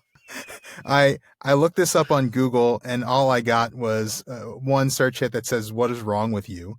Yeah, that's about right. Especially given your recent search history. The things I do for this podcast, I've had Johnson's some fluid beef. And the hard pounding. Man. And the hard pounding. Here's my honest thought on this, Logan. Magical and sentient versions of things found in nature in Tolkien's world, they're still biologically those things, right? I mean, I'm thinking that's true. Yeah. Manway's eagles, as far as we know, reproduce like regular eagles. Yeah, they're going to lay eggs, right? Right. Ungoliant's descendants reproduce like regular spiders, as far as we know. Including killing their mates, as far as we know. Yeah. Right, yeah, exactly. So I tend to think that the Ents probably reproduce more like trees than like people. Yes, I don't know. When they look for a date, though, do they use timber? Swipe left and swipe right? Sorry. Oh, Oh, that's great. Timber. Oh, man. Oh, man. Brilliant. Yeah. Brilliant. Of course, when they have unrequited love, I think they just pine over them. Oh, that's awful. I'm sorry. Anyway, you were saying. That is truly awful. You're just going to stand there and just make jokes and just make this hard for me, aren't you? Probably. It's already hard. I'm not going to touch that one. No, don't. So, yeah, okay, they're humanoid in shape, but remember, Ents can turn tree-ish. Trees can turn Entish. So I think biologically they're probably more like trees. Now, with that said, that makes sense. I have only the vaguest idea of how trees reproduce. So to say nothing of people. Sorry. I have 2 kids, man. Come on. I figured that one out. I won't say I'm any good at it, but I figured it out. Don't forget to spruce yourself up before your date, Quickbeam. Oh, man. Don't forget to trim the bushes. Oh, man. Always be prune the bushes, where you Ents. prune. Yeah, always be careful where bushes. You prune. Oh, man. I can not just too imagine, much. Not too much. No. I can see Quickbeam now telling Treebeard, man, she's got a really nice ash.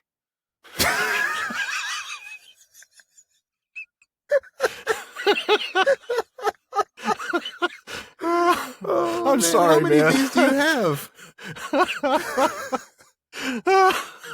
I could go on forever. Does he get her number before she leaves? Oh, before she leaves, yeah. And of course, all I got is bad puns. No, exactly. And I can just imagine one Ent telling another, maybe it's time to branch out. I don't know. Oh, it's late, folks. Please forgive us our terribly tasteless puns, our terribly tasteless tree puns. We really need to stop, but I don't want to. I don't want to either, but I don't know that I have too many more. Oh, man. Oh, goodness. Well. No, bad stuff. Terribly sorry. I don't know, Logan. I think... Yeah. I think my real answer would be Shawn's too, is they are, because they can turn tree-ish and trees can turn Entish, they've got to reproduce the way trees do. So, I think so. I think they do whatever trees do. I don't know what that is. I trust that Logan Maybe does. we should have looked that up. Yeah. Maybe. It's very confusing to me. Well, it doesn't involve Barry White. Let's put it that way. It doesn't involve any music. It might involve Barry White. Oh, I bow before your superior punnage. Berry. And do they do it on the beach? Oh, this is now I've set you on the wrong course. It's going to be. You have. You really have. Yeah, I really have. Terrible stuff. Well, on that note, I'm going to just officially wrap this up for another episode of the Prancing Pony podcast before we get into more trouble. But please be sure to join us next week when we'll probably get into more trouble because we'll be publicly humiliated by some of our most supportive listeners. That is always a lot of fun, strangely enough. Yeah, indeed it is. But as always, folks, we want to thank each of you for listening, especially to such a long episode, and also to give a very special thank you to our patrons at the Kierdance contribution tier. DeMay in Alaska, James in Virginia, Tamsin in Minnesota, Emily in Texas, Chad in Texas, Lance in New Jersey, Paul in Colorado, Jerry in Texas, Bruce in California, Mario in Utah, Seth in Texas, Ella in California, and Joseph in Texas. Thank you all so very much. Make sure you don't miss a single episode of the Prancing Pony podcast. Subscribe to the show through Apple Podcasts, Spotify, or your favorite podcast app. And one last thing as always, don't forget to send your questions, comments, and most of all, please, your inappropriate Ent jokes to Barliman at theprancingponypodcast.com. Barliman is never punctual with the mail, but we'll get back to you as soon as we can, and your question or comment may be featured on an upcoming show. Well, this has been far too short a time to spend among such excellent and admirable listeners. But until next time. Farewell, friends.